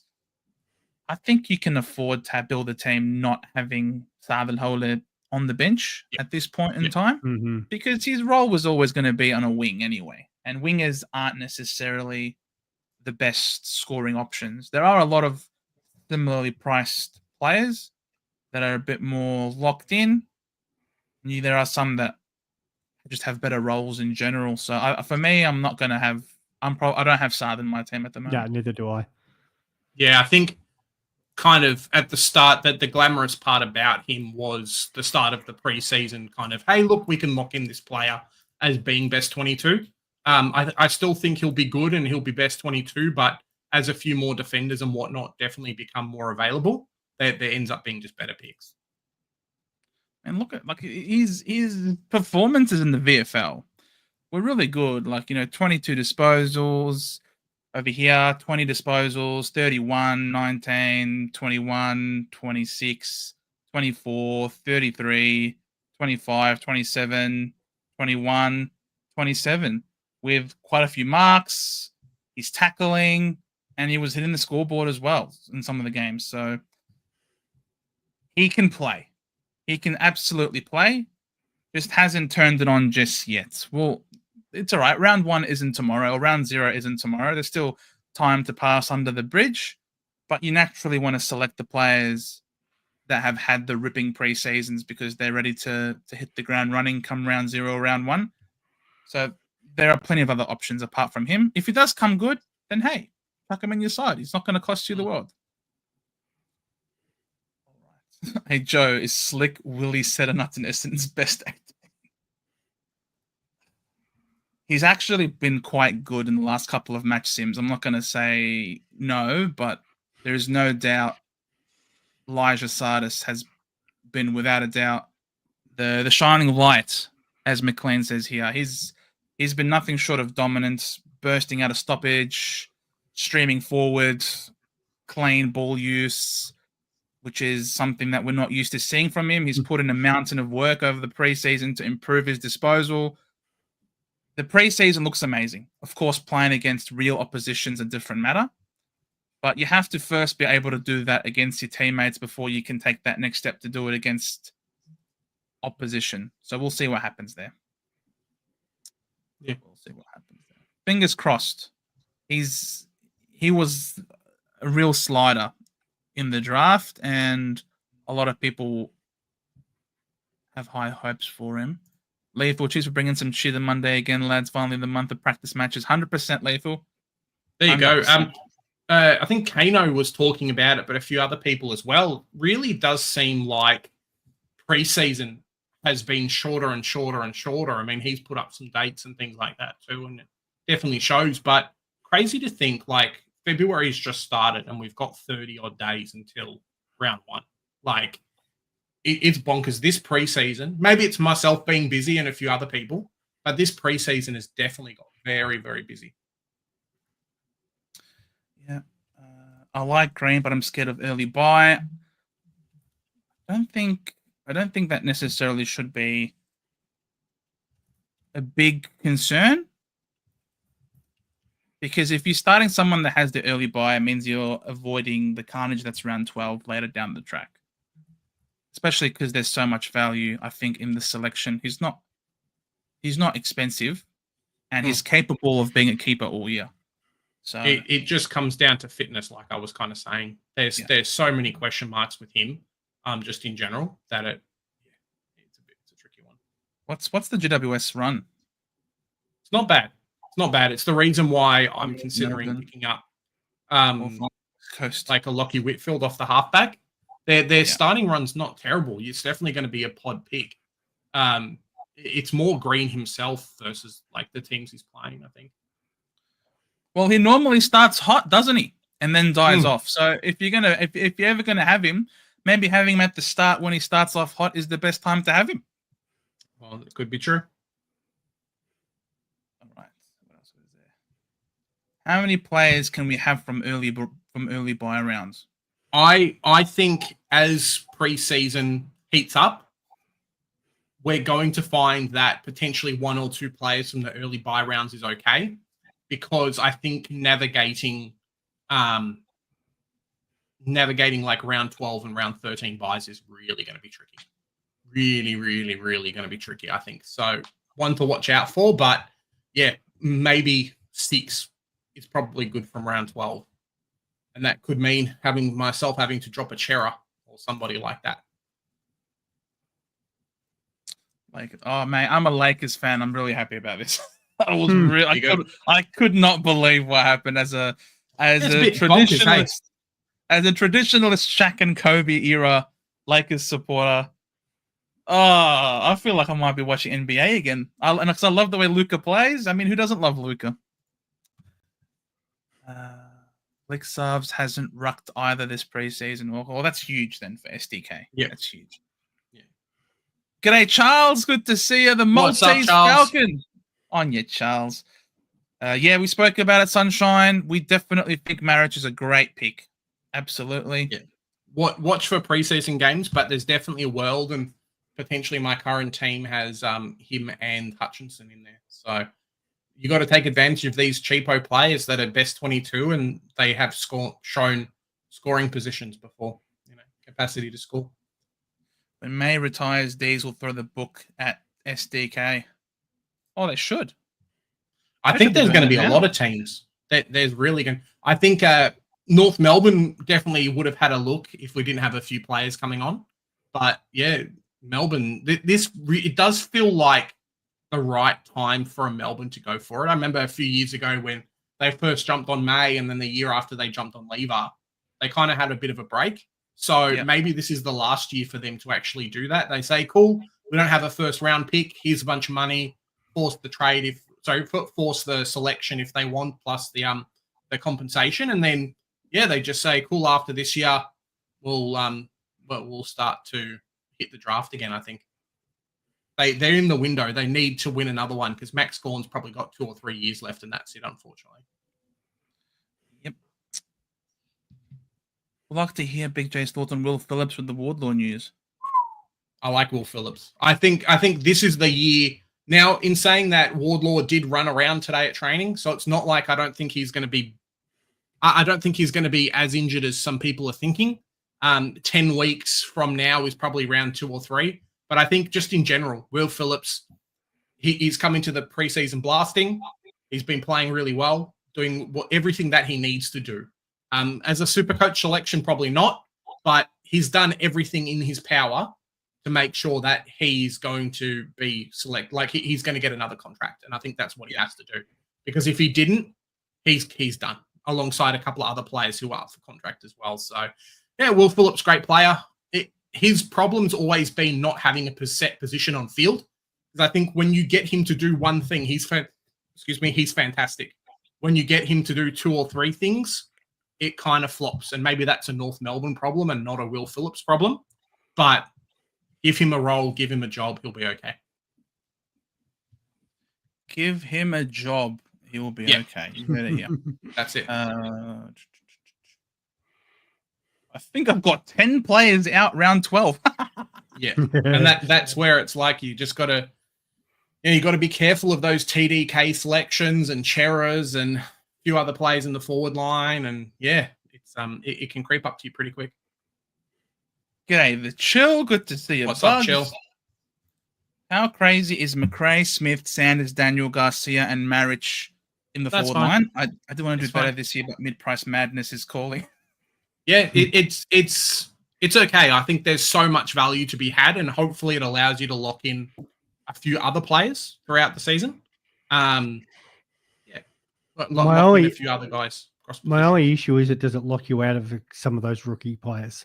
Yeah, and there's a that's the ton of consideration. forward rookies. Yeah, and that's Too where many. potentially going pure guns and rookies could be the way to go. But then you have to be like, well, yeah, you miss out on some of these mid prices, and then you miss out on the rookies. And I think that's the beauty of this year. Unfortunately, every year has something, and that could just be it this year. Just joined already, ranked number 1. You're a legend, Bloods. What can I say? Paul Allen, boys, I have Rowell in my flex. Thoughts on how he will go after the trade news? Look, I can understand why you're going with a Gold Coast Suns player when you're looking at that early run. Essendon, West Coast, Melbourne, Adelaide, North, Richmond. I mean, that's a very solid first 5 games there for Rowell, and he's up for contract. So you always want to play for the big bags. Mm-hmm. Yeah, it's what do you reckon about Rowell, Swizz? Well, I'm not a huge fan of midfielders who have got an early buy for starters. So I just think there's better players who don't have that buy.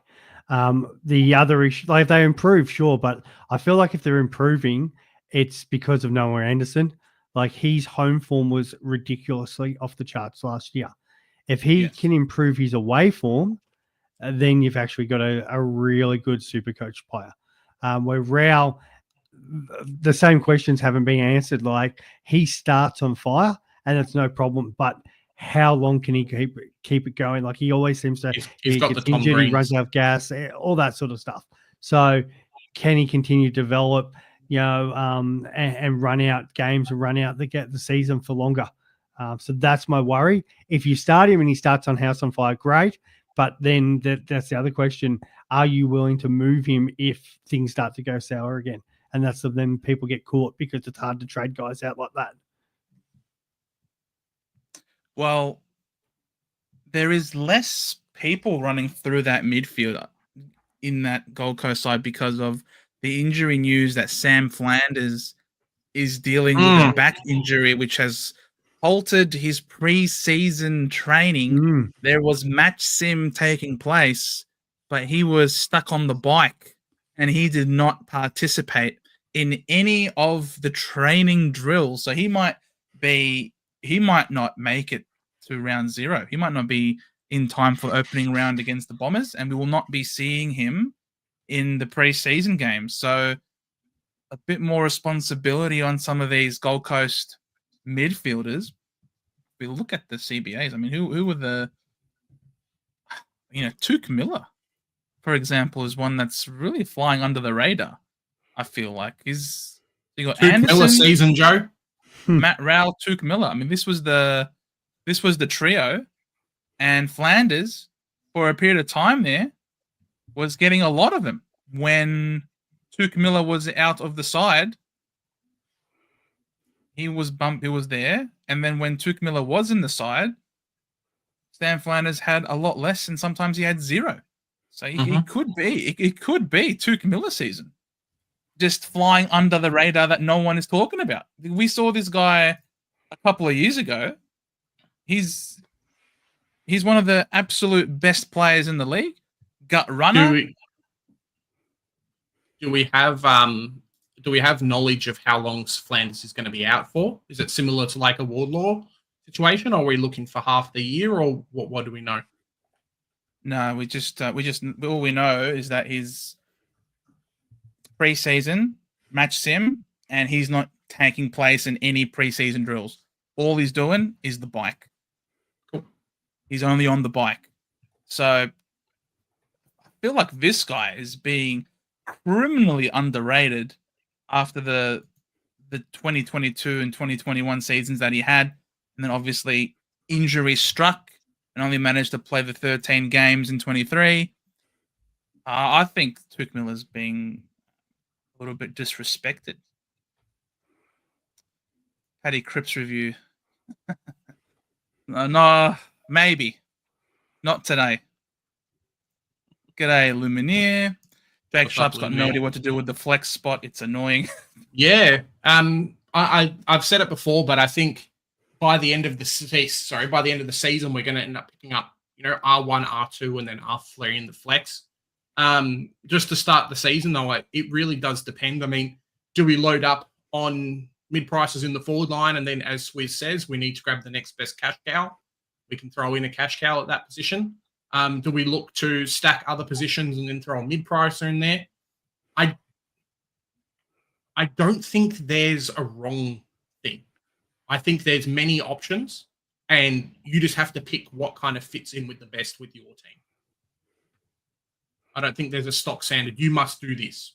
I think this year, especially kind of playing around with it. Potentially next year we figure it out. But this year especially, it just looks on paper, there's so many good options that you can just lock in what you want as long as it fits with your side and go for it. Yeah. Cash is key. Yeah. Tom Green doesn't get the love. It's crazy. I agree, Lumineer. I agree. He's not old. He's not old. He's had 5 years in the system playing a really tough role, crashing and bashing underneath. We will be having Tom Green in our Supercoach sides for many years to come. That I have no doubt. Guys, flex, I'm going horny, man. Then I can rotate mids and forwards and use flex and my rookie, but sell zone. Yeah, he's a really interesting one as well, because I think the scoring's there, but appropriately priced is probably the right way to speak about him. And is there much upside in the price? And being 520K, would you rather him or a Rosie or a few more of these guys at 450K in the midfield? And there's just question marks everywhere, I think. No early buy, which is great. Yeah. I don't mind one word answer. Who's in everybody's flex? Currently I have Flynn, but we'll see if that stays there at the end of tonight. Joe? I'm trying to remember. Declining I had. And I got Ben Patton. Ben Patton. Let's go. Very nice. He's in my back line at the moment. Night Fox. Hi, for pod players, I like Jordan Clark, Ed Richards, and Harry Perriman. Thoughts on those players? I like all of them. I think I prefer, in order, probably go Richards, Clark, Perriman. Correct.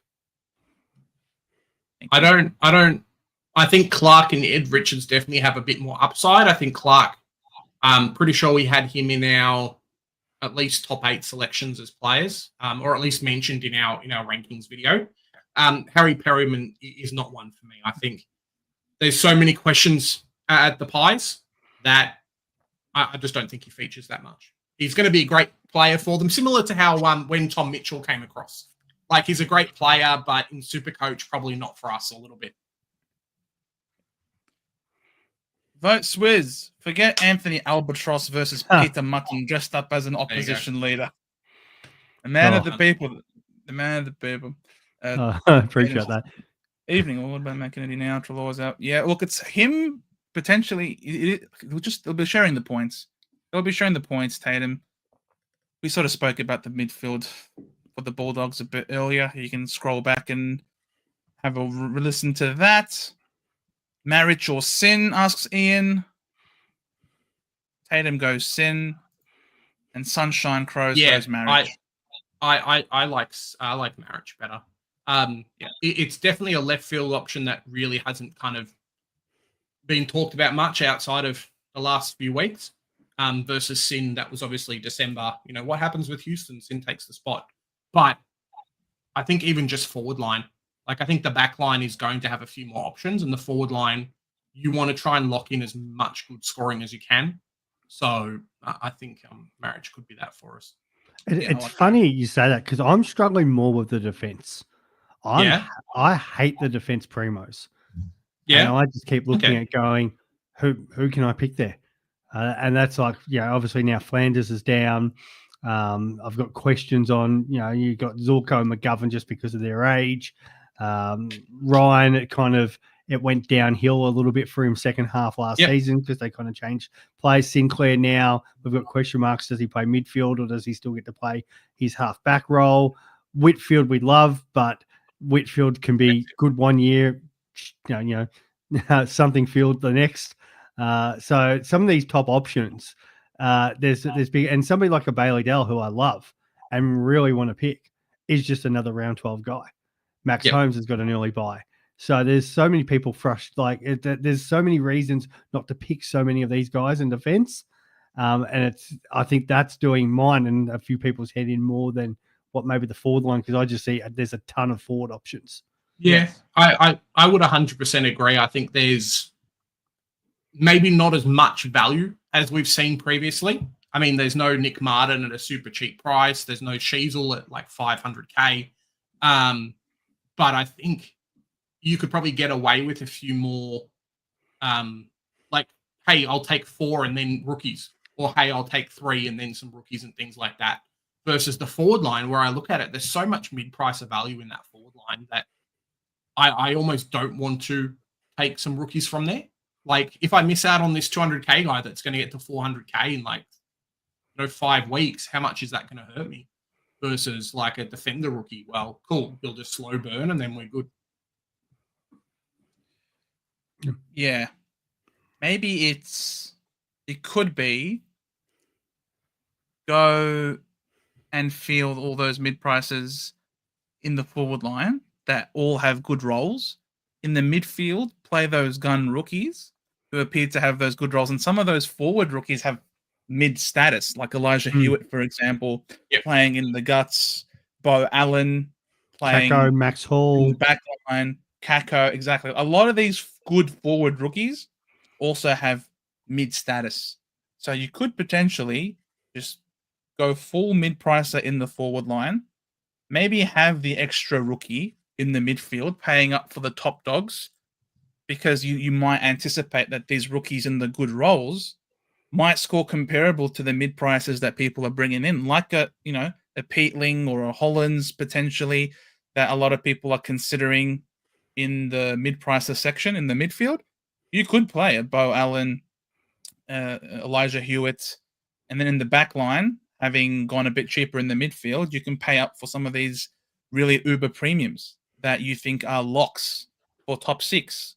I think Shees was a lock for top 6. I think Whitfield's still going to be top 6 for sure. Nazaya, there's just very no well value be top 6 with Sinclair. I mean, I no think value. Nazaya might have value. Yeah, plus he's got the great buy.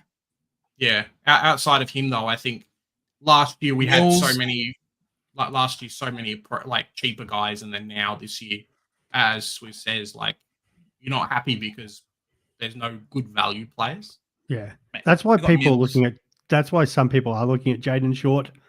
Like, he is potentially 16 points undervalued because he is a standard 98 guy, but it's still not. It's like, okay, I'm getting a guy who's probably not going to be top line. Did burn us last year a little bit. There's a lot of negatives there for me to still pick him, but I look at him and go, he's probably the only guy that stands out as kind of valued. Maybe if Matt Roberts didn't have the buy and a new coach, I'd probably be a little bit more warm to that. But yeah, that's kind of those two. Liam Duggan's come up in a few conversations, but again, there's question marks there. So the value guys in that sort of early 4s range, it's kind of hard to go there. Yeah. Yes. Oh, look at this, Tatum. Unpopular opinion here, but I think Will Ashcroft is still at least a year away from 100 plus average in Supercoach. Well, we'll see. I don't think that's unpopular. I think most people will say that he's going to average 95. I think this year. You reckon? Around 95. You reckon you don't think it's the year for him to jump up? Like, the ceiling, the ceiling's definitely there, but you think the floor's a bit too low? maybe I just think there's still too many bodies in that midfield. Run. They're still running Neil Dunkley as 1-2. Yeah. So you've got to rotate. So yeah, okay. Even if he does come in as the third and the fourth guy, at best they sort of average around 100. So it's him and sort of Suitcase. They're still going to run other options through there. I'm like, he might average 100, but I'm like, cool. Like, so could probably Chera at the same price. Does Chera have slightly more upside just because now they've got that extra injury in the midfield? Similar price as Oliver. Like, Clary's going to smash it. You've got Peatling cheaper, who you can get more points of value because his points per minute are off the chart. You get Darcy Parish if he gets himself fit. I think there's enough guys in that 400 range, and it's not that big of a stretch to get up to, say, Ed Richards, again, who we said, depending on how long Treloar's out, could probably average more. So I feel like Ashcroft's the guy that if Clary doesn't work out and Ashcroft's pumping, I could go there. But I'm not really thrilled about the idea of starting him. I personally prefer Chera. Yeah, I think I personally prefer Chera. But then round 12 bye. Yeah, well, that's the problem there too. Yeah, it's a problem there, but I guess by that point, we're picking him to maybe average 110. But if he doesn't average 110, then he's not a keeper. And I guess we'll sort of see before then whether or not we can trade him up to an Uber premium, like a day cost that we're not starting, or maybe it's to someone. Let's pretend, right? Hypothetically, you're right, Joe. He ends up 550k or so. If I just quickly pull up the fixture as to what teams have fixture, who potentially has the round 16 bye, for example.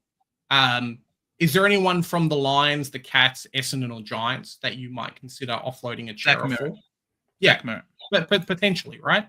So it's not going back to what I was saying a little bit before about how, maybe not having too many round 12 hurts you. Well, by the time you do that, like, you've only got 3 plays out round 12, offload Chera and you're happy. Look, I don't think there's anyone from Geelong I'd want to trade in. Brisbane, it could be a Dunks. Dunkley's in the prime of his career. Cheap or something.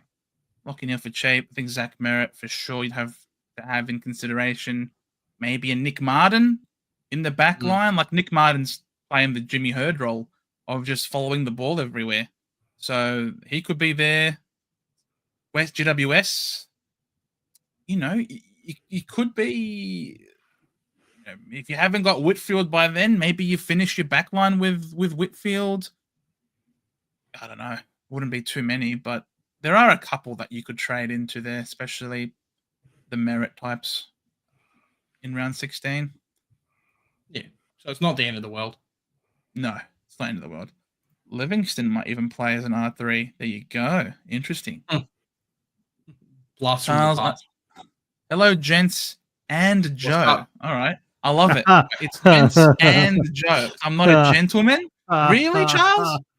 Really, Charles? Bro, I thought we were friends. That's great. We were friends, mate. I'm hearing Led maybe move to defense. Oh, he's 100% playing in defense. Don't you worry about that. He's absolutely in the back line. Yeah. What do we reckon? What do we reckon about old Laird? I think he's too old. That's my talk. I think player's good, everything's there, but I don't think he's the same player as what he was a couple of years ago. The scoring, like the positioning, fantastic. They're definitely making way for the likes of Peatling, but I just don't think like he can go back to his 127s. What would you guys be happy with if we get him at 560k and you end up keeping him for the year? Would you be happy with the 110 average, or would you want a little bit more? Yeah, 110's fine. 110's fine. I just don't think he's going 110. But he wouldn't be doing it. Yeah, exactly. Like, if he could go 110, that would be great as a keeper in the back line. But I just don't think he's going to go 110. Maybe I just want too much from my Supercoach players. Maybe that's the issue. It could be. But hey, we want the best of the best, right? That's true. You're allowed to, Parish, McGrath, and 2 first rounders for Harley Reid. For Harley Reid. Yeah, I'd do that. Yeah, I think a lot of Essendon fans would do that, to be honest. I think Parrish is definitely on the way out. McGrath, hasn't really lived up to his first round pick status. And yeah, I think if you put that to a lot of Essendon fans, they'd be like, okay, but we have to get something back. Oh, The problem is, if Essendon fans are happy to do it, it's not enough. Like, West, so it needs and to be that's not having a crack at Swiss. Essendon fans. That's mutual. literally where West Coast will be going. It's like, it needs to be like, I think you're not getting away without having Nick Martin part of that trade. Absolutely not. Yeah, absolutely not. If they are gonna, if West Coast seriously are gonna break up a ridiculously good deal like that, all because they let Nick Martin go from under their noses, that's their own fault. He was literally at Subiaco. He was at their feeding ground team. So was Tim Kelly, mate. They're not there. That's the one they're asking for. It's as simple as that. True. Go on, Matt. If you could only choose one of Track, Dawson, Horne-Francis, Holmes, Rosie, and Richards, who would you choose? Is this for my Supercoach team, or is this as a player in general, Gone Man? Well, let's just say for Supercoach purposes, because they're all effectively around the same price. I think for myself, it would probably between if you had enough feelings about Track that he wasn't going to be injured, he would be number one, and then probably Horne-Francis, because he's available in the forward line, would be number two for me. You don't have to start him in the forward line. You can keep him as a forward, like chuck him in the midfield if there's other players that you like. But I think for me, it's those two, and the rest are kind of second tier. What do you reckon for you guys? Yeah, Track and Richards. It's out of Track and Richards for me. Dawson, I love Dawson if his role is on ball, floating to halfback as an extra interceptor, a la Tom Stewart. That would have Dawson ahead of all of those players. But Nix is such a notoriously crap coach at playing his players in the best position, so I can't trust that. I feel like Petrarca and Horne-Francis is an interesting one. He'll definitely be top of line in the forward line, but I don't think he's going to punish me. Yeah. In terms of not owning necessarily, especially early. Yep. Holmes is a bit of a hack with the ball and doesn't quite make the most of his disposals. So again, he might have some spike games, but he'll also have games where he doesn't score well. Plus, he's pretty injury prone with soft tissues. So I think that doesn't necessarily hurt me either. Rosie, he's a captain, plays a sacrificial role at times, a bit more forward. So that's why for me, it's either Track or Richards. Track's ribs, second time they've been cracked. That's obviously not a good sign. So by process of elimination, Richards is my number one, I think, out of those guys. Yeah. No, I've got Horne-Francis. For the simple reason is he's the one with the dual position. He's the one that's in the forward line. Like, if Holmes, the problem is there are other good defenders, but I think he'd probably only come in number two. Like, Track's good, Dawson's good, yeah, Rosie and Richards, but there's a ton of midfielders. Like, Horne-Francis can be clear. He could be clear number one in his line. He won't be, though. Might not be, but he could be. Caleb Daniels. If he's not number one, mate, he's probably top three. Yeah. Yeah, I can agree with top that. top three forward, doesn't even crack 100 average. Who cares? But how we've seen this in the past, like some of those other forwards might average terrible, mate. Like, yeah, I think Taylor Daniel goes well. I think Horne-Francis. You've probably got, I'm trying to think, and Bailey Smith. They've probably got Bailey the capacity. Smith, Ryan Marriage. I think all those other guys are probably like Marriage. You'll probably even if he goes like 80, he's making cash. But a lot of those other forward options are like 85 guys, and we're not picking them because they are 85 guys. Like Horne-Francis, Smith, and Caleb Daniel could be 1, 2, 3, could be 10 points clear of the fourth best forward this year. That wouldn't surprise me. Yeah, fair enough. Michael, thoughts on taggers early in the season? Seemed that teams back their own structure in to start the season before contemplating taggers later. Hawks didn't even tag Merritt with McGuinness round 1 last year. I think taggers for the first 3 or 4 weeks are pretty overrated. It does feel like a lot of teams are trying to figure out what they're actually going to do, especially with there being no, I'm going to say Wizards Cup, but apparently, with there not being Wizards Cup, with there no being any real preseason anymore. Like clubs are getting preseason games and they're like, cool, we're going to play 3 20-minute quarters and then whatever. It's not enough to flesh out what they want to do with teams. So they come into round 1, 2, and 3, figuring out what structures are. Maybe guys who were injured in the preseason open up spots for other people, whatnot. I just don't think it really works. I think tag is definitely round 5, 6, 7, then on. But for the first 3 weeks, and that's where you'll see, like, you know, I'm going to toot my horn a little bit, but there's potential for a North Melbourne to be a sneaky one on the Dogs, just for them trying to figure out what they're going to do, and hopefully North comes in a little bit more fleshed out. So, yeah, we'll see. I just have to leave this here. I just have to. I think Wizard Cup. I just think of this glorious. They more preseason games are good. Oh, great! More preseason games are good. That's all I'm going to say. Absolutely historic. Absolutely stuff premierships, mate. When you can have the Wizard Cup, that's amazing. Joe, did you put your name in the Wizards Cup? Asked Dumbledore calmly. Did you put your name in the out Amber again? Oh no, mate! You love putting my face on crap. It's amazing. It's amazing. All right, let's see. Where do we keep going? Jeez, I've lost myself now because I'm so enamored by this photo. It's remarkable. Yeah, people are fading Bailey Smith. That's not too. Yeah, there's bad. a few people. Round 0, we might find that he's just a must-have with round 0. I think last year definitely told us, especially as just content creators, maybe Swizz can say the same thing. We had our entire teams planned, and then round 0 happened. It was like, oh, I'm now going to include all these players. Yay! All these like rookies and primos we never thought we needed, and now we can start planning because not Bailey Smith, but you know, Josh Dunkley scored a 5 in round 0, so we no longer need him in our teams. Like, yeah. With Wardlow out for an extended time, is Luke Parker now a reasonable selection? Asks Paul. Look, I think Luke Parker was a reasonable selection beforehand, and I think it's more a case of, well, Philippu's no longer in our teams. I like Luke Parker. I know you've said things previously, but I reckon he's all right.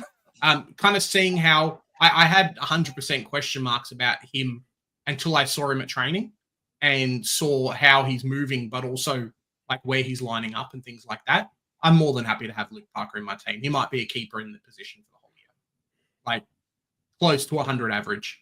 It's just round 12 bye that kind of hurts. But 340K, you're getting a guy that's probably second rotation in the midfield, but can kick goals when he's in the forward line.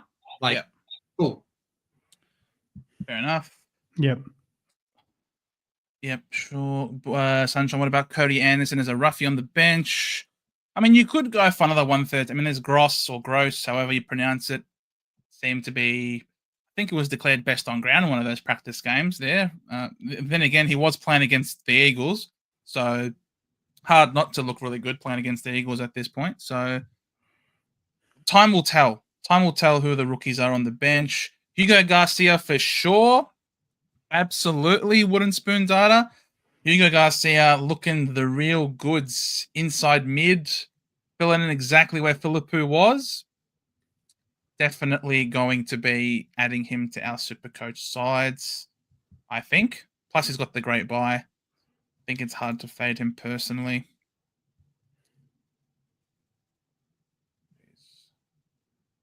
$100K. Bond goes forward more. Mensa is always a pod starting pick. Get in my team, you stud muffin. Yeah, Zach Barrett's he's really good. What do you guys think about fading Bontempelli? Is he a must-have that you just have to have in your team, or would you be okay with saying, well, I'll get him at a cheaper price, let's grab someone else that's potentially around 12? It helps fix my team completely. Like having the cash? Having the cash. Like, what's he down to, say, Brayshaw, for example, 90K? Unless you're going like a Richards and it's like 150K. Like what you can potentially do to that. Yeah. It's like, so it is something to consider, but at the same time is he's such a good captain option. Like, are you risking, like, if he goes nuts and throws out a couple massive games like he did as early as last year, as I was saying earlier, he's still 29. Like, it's not like he's, a banged up 31, 32-year-old here. The Dogs, they still look at their time as being now. So who's going to be in there? Their leader. So I take him out. I go, how good's my team? And then I'm like, yeah, but now I'm missing Bont. Yeah. And you get all of a sudden you get the heebie-jeebies. Oh my god, Bond's gonna go 160 in Oh, round 1. 100%. You don't own him. Yeah, it's a tricky one. I think not having to spend 3 trades on a player is definitely a good thing, and I think Bont is one of those ones where he could definitely do that. I mean, I think we were looking at Joe. He's one of the few guys that didn't drop under 600k, and if you don't plan your upgrades properly, it's really going to hurt. You don't want to have to spend 3 good rookies to get Bont in, and it could, if you don't have him, it could definitely force the issue. Jonas says just start Will Day. He can match the top primos. Just be prepared to trade him when he gets hurt. Well, I'd rather not bring in a player and then be like, cool, I know at some point early in the season I'm going to have to get rid of him. Yeah, of course. Sardis will be a lock. I agree. I think Sardis, people need to. I'm a contributor in the DR, the Supercoach Swordplay preseason guide. We're doing the write up on the Bombers, and yeah, I think Sardis is firming himself to be one of those must-have rookies. We've mixed up the midfield mix, so he's absolutely flying. Sheil out of there. Sheil is going to be playing more behind the ball as a line-breaking half-back. Durham's going to play a bit more 50-50 time inside the forward line because he's such a great overhead mark and can hit the scoreboard really well. Plus, we don't want him, because he's not the biggest of bodies, so we don't want him crashing and bashing too much inside the midfield. I think we've really... He's broken down the door. The opportunity was given to him over the preseason to make the spot his own, but he really has. So I think Sardis is one that we should all be planning on having in the side, I think. I'll play devil's advocate. Durham and Parrish aren't in that midfield practice games at the moment. Correct. But Durham was in the one before. He wasn't in the latest one. Parrish wasn't. Parrish has had a very, very light preseason. He has. Like, it's probably the lightest preseason I've seen from him in a long time. Last year, he was flying. Last year, he was in ripper shape to the point where I actually was going to start him last year as one of my pods because of how bullish I was that he was back to his best form, but then he had his soft tissue injury. This year, it's been very controlled, very measured, no preseason, no mids, no match sims, and it's been unusual. Maybe that's what his body needs, but I think Sam Durham, you can't not include him in there. We're not playing him wing anymore, that's for sure. We've now got enough wingers that can play that role. I think Sardis absolutely is playing on the ball. I think for Sardis as well, he needs to play. He needs to be featured as much as he can, because if he's not, it could be go time Sardis at the end of the year. And I think that's a bit of a consideration. Similar to a Phillips, both the same draft year, I'm pretty sure. Needs to go. Needs to be played. Otherwise, he's founding a new home at the end of the year. Sardis and Smith for sure. Draper, it's just a question because he's been managed a lot in the preseason, coming off of his back problems last year. But when he has played in the match sims, occasionally he misses, and then other times he does. When he does play, he's playing for the stronger team in the midfield. So based on that, I think, yes, you should have Draper in your side. Because if he is playing, he'll be playing in the midfield, which is obviously a really good position for him to play. So could there be the 3 best rookie mids? I think you want all of them. You might also want to have, someone like an Ashcroft. You might want also someone, maybe a Sheldrick. Who else could be big in that midfield of all the rookies? Those are the main ones. Yeah. Langford. Langford as well? 100%. Lindsay, not as much. I've called on him a bit. But if you saw any of the training footage last week of Langford, Oh, so strong. So strong around the contest. He could go straight into that midfield. They need someone as well. If Track's not there, he's going. He's lining up there. So I've got him on field because I think how many mid rookies is too many? Let's pretend, right? Oh, us three of us have a Peatling, I assume. Yes, we all do. Yeah, Joe, you got Peatling? No, not anymore. Okay, fair enough. I didn't like the report that he started on the wing in the match sim. I didn't like that at all. How many mid rookies is too many?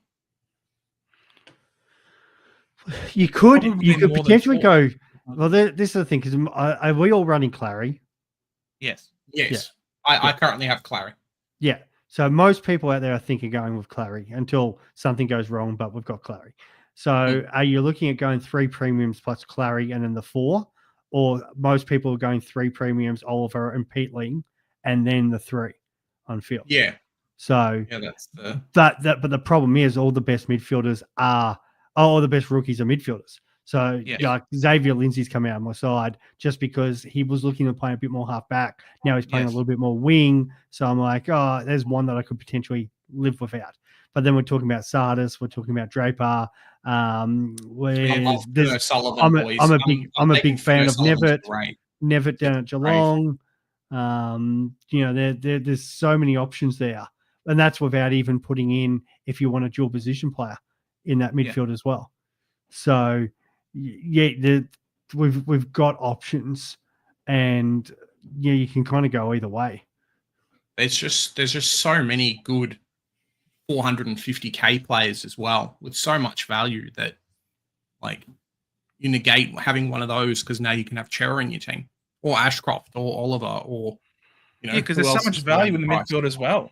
Like there's so many great gun rooks, but there's also so much good value in the midfield as well. Like like those players that you just mentioned, Jez. So it's a fine line. Really? Yeah, well, I'd like in a perfect world, like I've looked at started going Bont Butters, Sarong, Brayshaw, and going probably 4 of the best guts because I won't move on Sarong and Butters. I'm so big on them, and then I'm like, but I still want Bont or I want one of the dogs. But is there a world where you go, oh bugger it, I'll just go the 2 primo mids, and then go the 2 mid prices or 3 mid prices, and then go the load up on the rookies too, because as you've just said, Jagar, Levi, Harvey, Langford, Sardis, did I say Draper? So there's 5 of them. Andrew's just put Ed Allen's on fire, Tom Gross is on fire. Not Smiley, but the big one is Sam Laylor now, who's fitting into Richmond's midfield, who's the most expensive of them, the lot. But if he's playing Richmond's midfield as the number 1 pick, well, he could put 150, 200k on his price. So we are just blessed with midfield options. But do you really need so many? Well, they're the ones if they are they're the best players in the super draft, who a lot of them have the role. So they're all at least probably going 70, which means they're all probably making 150k. But the bigger thing is they've got better job security than a lot of the others. Like I like in the back line, I don't mind Jepson. I don't mind Caleb Smith. But at the same time, I've got question marks. Like at any given week, they could be sub. So I've got enough questions about all these defensive rookies, like where I'm going, well, I've got so many questions on the defenders. Would I rather just spend the money on the defenders and go out and go, well, at least, Ryan, Sinclair, Whitfield, these guys are probably going to be in the top 6, if not at least the top 10. May as well just pay up and grab them and go get premium rookies who are going to make cash.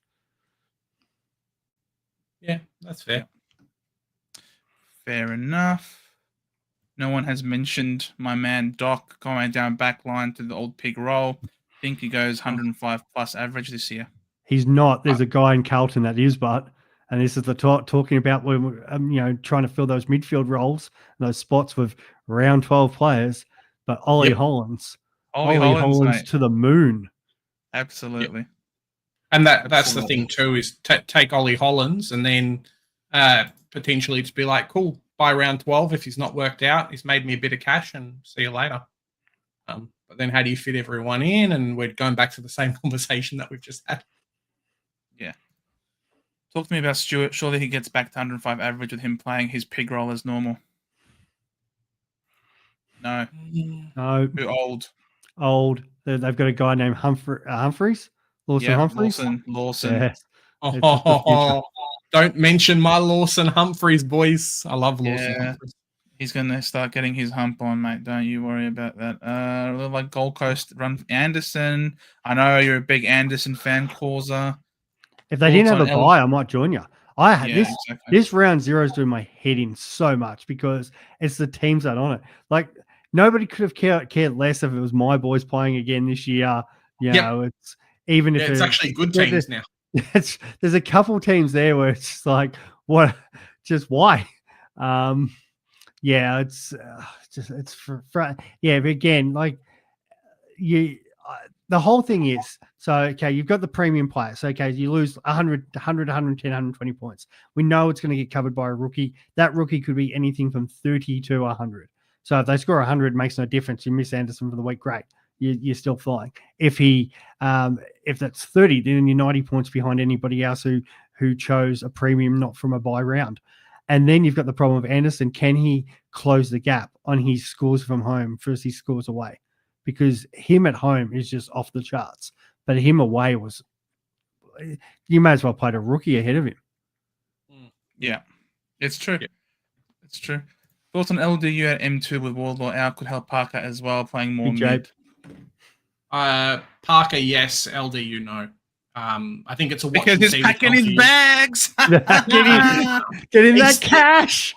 Hey, LDU stain. Don't start with me, LDU. Show me the money. You know when Supercoach first opened, LDU was my first player picked because I was like, well, contract year, he's gonna get those extra zeros, mate. Big year for him. Already there, man. million something.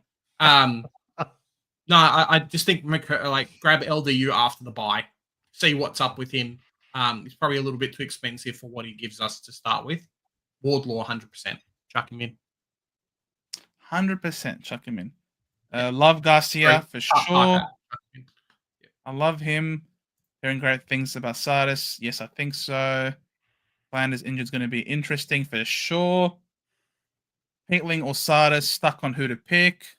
I currently have both. Look, I reckon Sardis could average 90. Playing on ball. I'm not hot on him.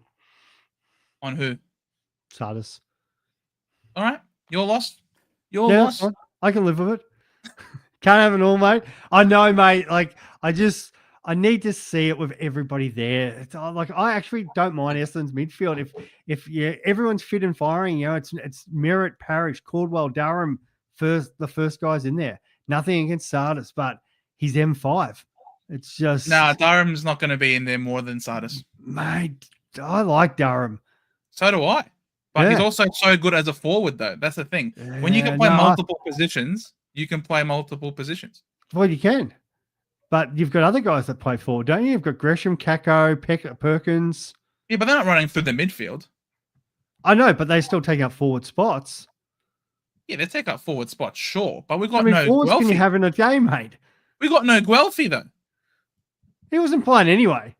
Yeah, it was. Guelphy, mate. He's the Prince of Perth, mate. Guelphy. That's what they used to. Is what they call him. Boyd's Velo's flex. I like that. I've got no problem if Marshall's not there early. If Marshall's not there, it's either Boyd at R2 and DeConning or whoever you're running, Gorn, whatever, in your flex or the other way around. But if Marshall's there for round 1-2, then Boyd's your R3. Oh my God! The bigger question is. So before that is, if you are running Boyd at your flex, who are you running as your R3? Because now you're running either a non-playing player or the only option I really like is Reedy from Fremantle, but he's 133K. So now you're paying up for that R3 where everyone's got a 99K guy. Reedy won't be playing because Sean Darcy will be playing. If And you can't- Shrek's not playing, Reedy's playing. Shrek's playing. He He spoke could. to me. He's He must playing. have been in Dubai, mate. Must I still dreamt be in about him. Dubai. I had a dream. I might have a dream tonight, perhaps. Oh, yes. And then we'll see. I might Pull come out invade that your picture dream. again. Can that happen, Big J? Can I go and invade Joe's dream? If you want. Stop it. Piss off. Leave my dreams alone. Oh my god, my wife just showed me her midfield. Young, Rosie, Day, Oliver, Chera, Ashcroft, Ooh. Hopper, Peatling, with Jagger, Sardis, and Nevitt on the bench. How much is Hopper? Let me just check. Like, if that was Hollands, we're and giving not her the Hopper, 50K right now. Well, she's got the 50K. Why are we even bothering? May as Yeah. well shut it down now, mate. throw winning it. Hollands in. Throw That- Hollands that- in. You know don't have what? Hopper, That and you- that is Godfather. That is Abs magic. That is what he would start with, and it's Oh. going huge. And we're all like, "What the hell?" lock it in. Let's lock it in. Vela, this is Vela. Scoring This is 2,400 Vela points. Magica. Vela Magica. Oh, Shaq's here, mate. Shaq's here. Swizz, what's this Tom Lynch love? Cuz he won't average over 50 thoughts. I got your mob losing every game this year. Okay, I had love for Tom Lynch. It's dropped ever since he had the concussion, which means because before then he was going to still play centre half forward. He was going to be the link up guy like he was in the past. Now I just think he's going to, and I think he's had a reoccurrence of some sort of injury on top of that. So he's not leaving the goal square, which really makes us a worse side for it. In regards to wins, I think we pinch one. I'm realistic. We pinch one at some point. Against I don't the know what, Bombers but on Dream Time. teams never go 0-23 now. It doesn't happen. They always pinch one, and like nobody would have thought we beat Sydney last year. It always I was about happens. to say. Yeah, there'll be a game there where and it won't be a North or a West Coast or someone like that. It'll be a surprise. It'll probably be like Dreamtime. So no, it'll be something weird again. Like, did we beat Like the some Crows? random Brisbane. It will Brisbane be at the some NCG or random something. team who's just come off of 2 6-day breaks or something, and they're just like, oh, we can sort of settle in, and then they find themselves 6 goals down at halftime and be like, what the hell just happened? Support Richmond. Bring a wooden spoon to the game. I got no problem with that, Jonas. Oh, no. Yeah, he did. Yeah, he did. He did that. Yeah, he did. So that's why I've gone completely off him, which fair enough. Everyone should have him out of his side now. Till then, West Coast before then, Eagles. it's all good. Yeah, 100. Like, Yeah, there's exactly. always 100%. West Coast was playing top ups, and they still won 2 games. Like even that was- Essendon in the year they were when they weren't playing for points or whatever, and you still won games. It happens. Like it's just one of those things in sport. Like it always happens. Mate, North that was Melbourne crazy. almost lost. Dead the end, top-up dead end. campaign. 100 agree, mate. 100% it'll be Essendon. Oh, the Essendon supporters will lose their mind. This was ridiculous. Like the fact that we beat we beat Melbourne by over 2 goals with legit top up. I was players. there. I was there for that. That was unreal. Real. It was Legit just, with a new coach, freaking new chemist, head chemist coach with a bloody team full of legit. Even you know the Sheeds was happy. Jeez. You know the other game I went to that year, Joe? I went to the country game, Essendon Geelong, because everyone is expecting Geelong to beat us by like 150 points plus. It was, and I feel like Geelong may have hit the front like late in the third quarter or something. Or it was pretty close anyway, and they might have won by 4 or 5 goals. But you're in it all day for a game that was just meant to be a one-sided belting. Like it's amazing how teams just take their opportunities. These guys that sometimes come in, they step up, and the young fellas will do the same at Richmond. There'll be a game, they'll get 10 games under the belt. They'll start feeling at home, and they'll pinch something off someone. Yeah, So for sure. just what happens.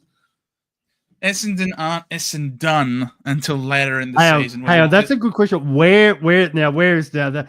Because it won't be the Dreamtime game. I think we have Essendon late in the year. Do we have them late?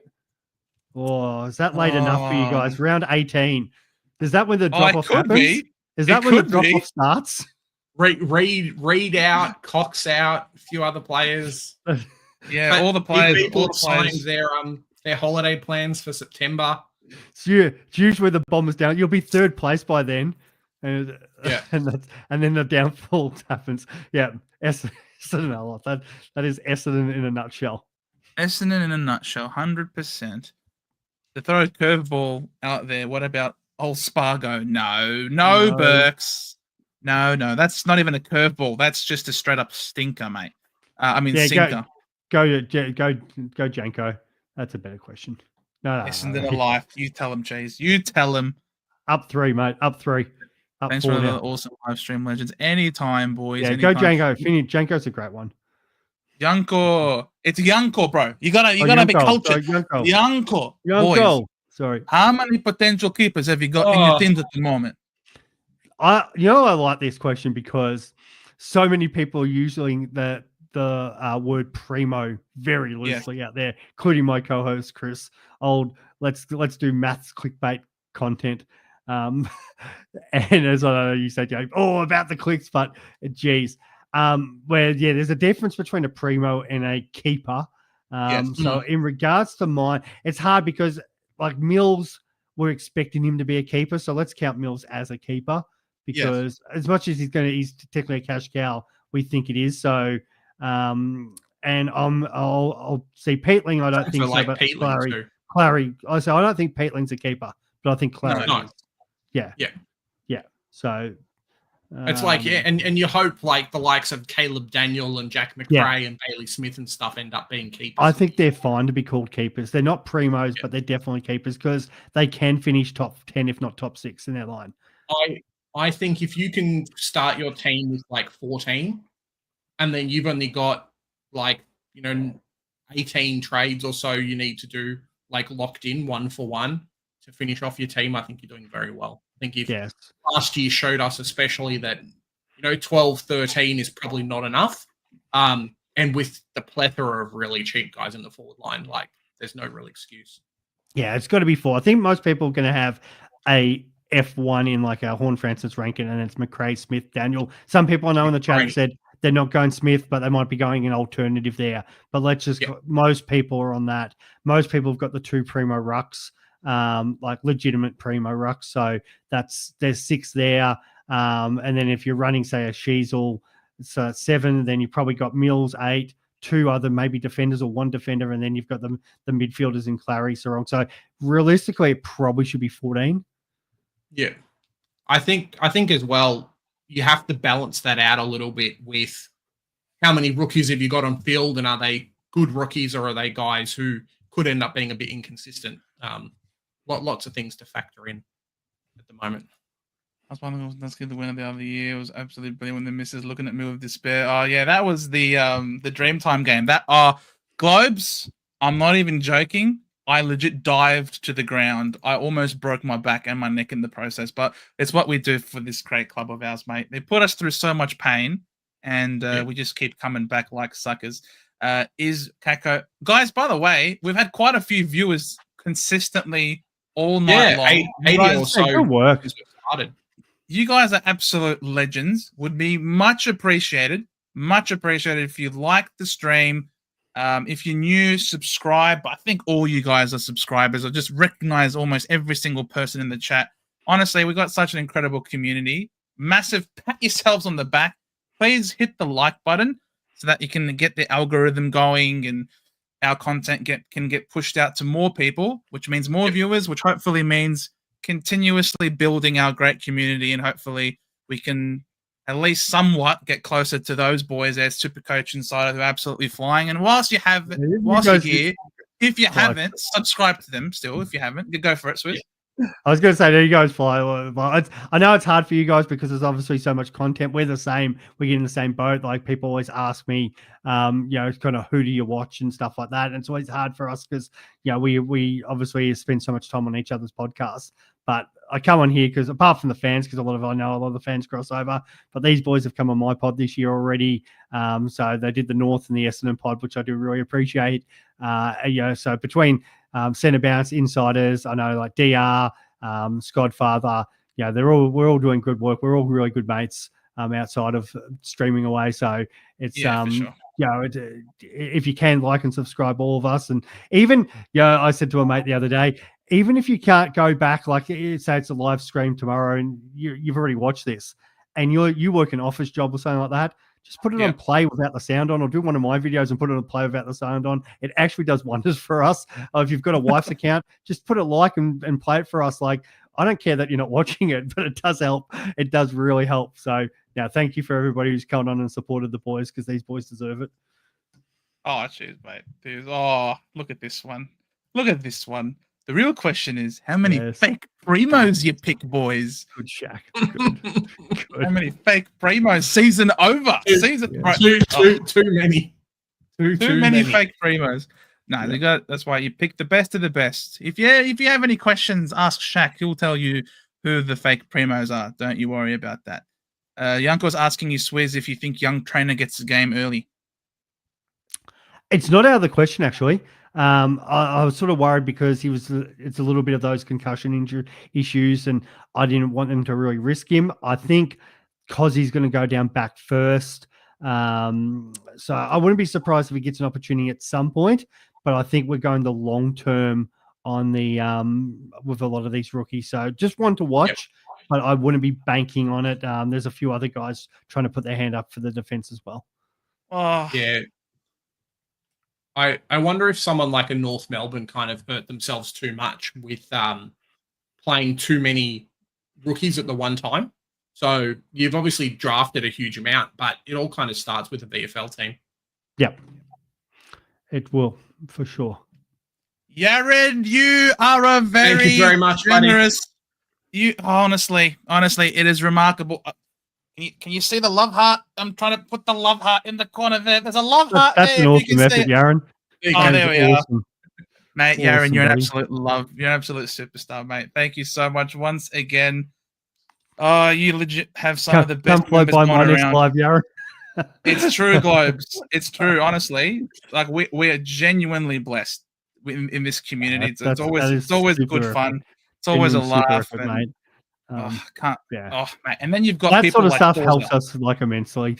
It just and for us, it's and the same with the centre bounce boys for us in particular, because we don't do it because of the views and stuff like that. We just like coming on and talking footy. We generally like that's how the Insiders boys started, how they got involved, how these two boys got together, because we're just mates who like to sit there and talk footy.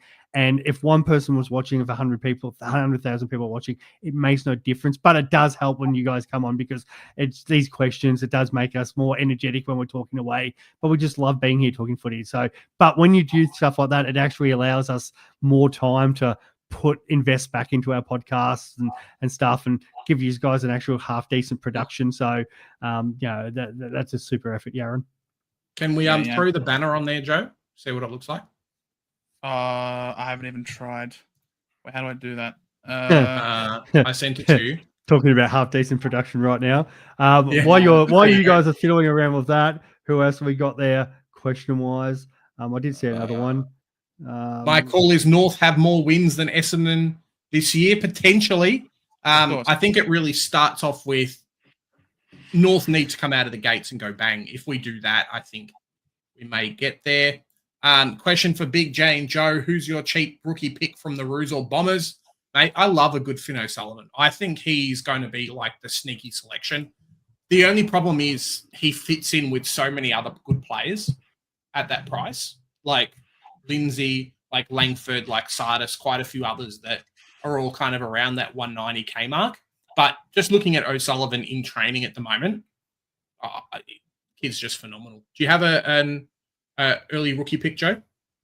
Well, for me, I've been saying Sardis. Lock him in. If it's not Sardis, then I definitely think Zach Reid plays for sure. Ooh, finally. He hasn't been starring in the preseason, but he's just been doing what's required of him as another tall defender. So he plays for sure. If he doesn't play, then sad, but I think for sure Zach Reid will finally play in the back line. He's a great ball user, can kick left foot, right foot. I think someone who might get a gig is Unwin he's I think basement price. He's been doing some really good things, especially if we have another injury to another small forward. Then Unwin could actually get a gig. He's got good pace. He's a very neat footballer and could certainly impact. Jackson Pryor has participated in every single match sim so far to date. Hasn't done anything wrong, so he hasn't put a foot out of line. So he could definitely get a call up, especially if someone like a Ridley can't get up before the start of the season. Then I think it makes it really very likely, I think, that he gets a gig. And if Pryor gets a gig playing for us at 160k, there are other options that are a little bit cheaper, perhaps.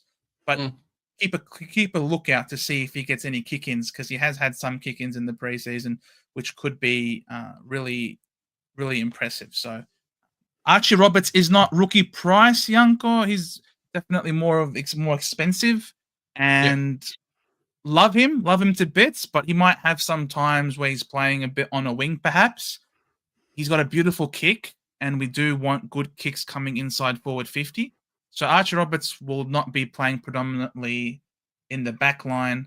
Plus, with the way Brad Scott has us playing, it's a lot higher of a press, which means that a lot of his disposals could be up on a wing with the forward press there, as opposed to in the back line. So I watched this stream on TV, went to the gym, and then was still watching. I reckon who was it earlier? Who was it earlier? Let me see. I don't really like Cheese. He's probably going to come back from basketball now. Yeah. Be like, boys, you're still on. What's happened? Yeah, Swizz, thoughts on my pod, Riley Phil Porto as top 3 Coleman? Well, Adelaide are a very Manager. attacking team, so that's not completely out of the question. It's just the problem is I think they've potentially got too many forwards up there, too many cooks in the kitchen. If Tex goes down, then yeah, for sure. But that's just the worry, because there's still Tex, there's still Folks, so they've probably got too many. Where I don't think they're kicking to him as the number. You need someone who's kicking number 1 target. The one this year I think is Nick Larkey. If North are going to win a few more games, he's going to kick bags. There's not really people taking goals off him. Unless Darling comes in and kicks like 50. I think Darling gives better support, so that takes off a bit of the pressure. Like it's not like the second defender can just go straight to Larkey, because there's another option they can kick to now, who's legitimately could take a mark and stuff. So I think it actually helps Larkey big time. Oh, geez. Nah, Shaq's on the money. Shaq's on the money. Riley Thilthorpe, he's put on a lot of size. I think he's good. Problem. I think, but he's got problem. Actually in the Coleman part of it, he needs one of the other two to go down to be the actual number 1 focal point. Well, Mackay and Kerno can coexist. Yeah, but they can. There's 2. The problem is they've got 3. I don't think they can afford to play all 3. They will, because that's how Adelaide play it. Because Thilthorpe's the backup ruck. Nix is so shit. I know, but that's how they play. I literally did it. I haven't put it up, but George and I did our Adelaide podcast yesterday, and we were talking about that. That's just how Adelaide sets up. Oh God, if you want to see a man just rip in Matthew Nix for half an hour, that was literally my podcast I recorded last night. 100%. Oh, and we'll go for one more. Youngko asked you, how's Samson Ryan doing? Oh no, Samson Ryan. How do I put this nicely? No, if Nank goes down, there is no other option. So it's correct. So he becomes relevant if Nank was to go down. But God forbid, if Nank goes down, we might not win a game.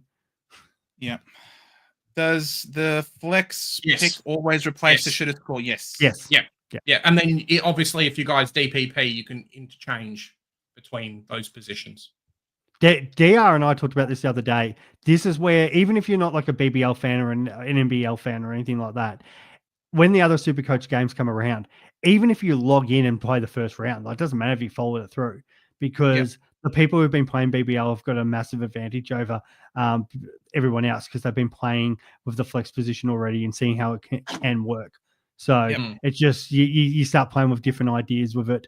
It's always good to play some of these off-season games just to have a look, because especially things like that, they'll trial, because AFL and NRL are the big games, so they might trial stuff for the next season in those games.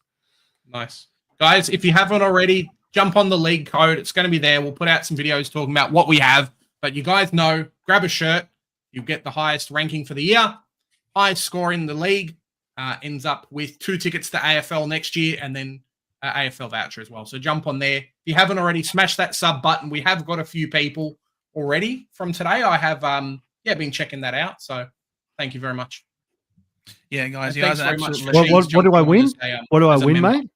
You win. You win a kiss when I. Because I'm in it. Because I'm in it. Oh, So I just you're want to in know it. what. Well, what there you price- go. Yeah, the moment you put the code up, mate, I was like, I've got a spare league. I'll jump in. Woo! Get around him.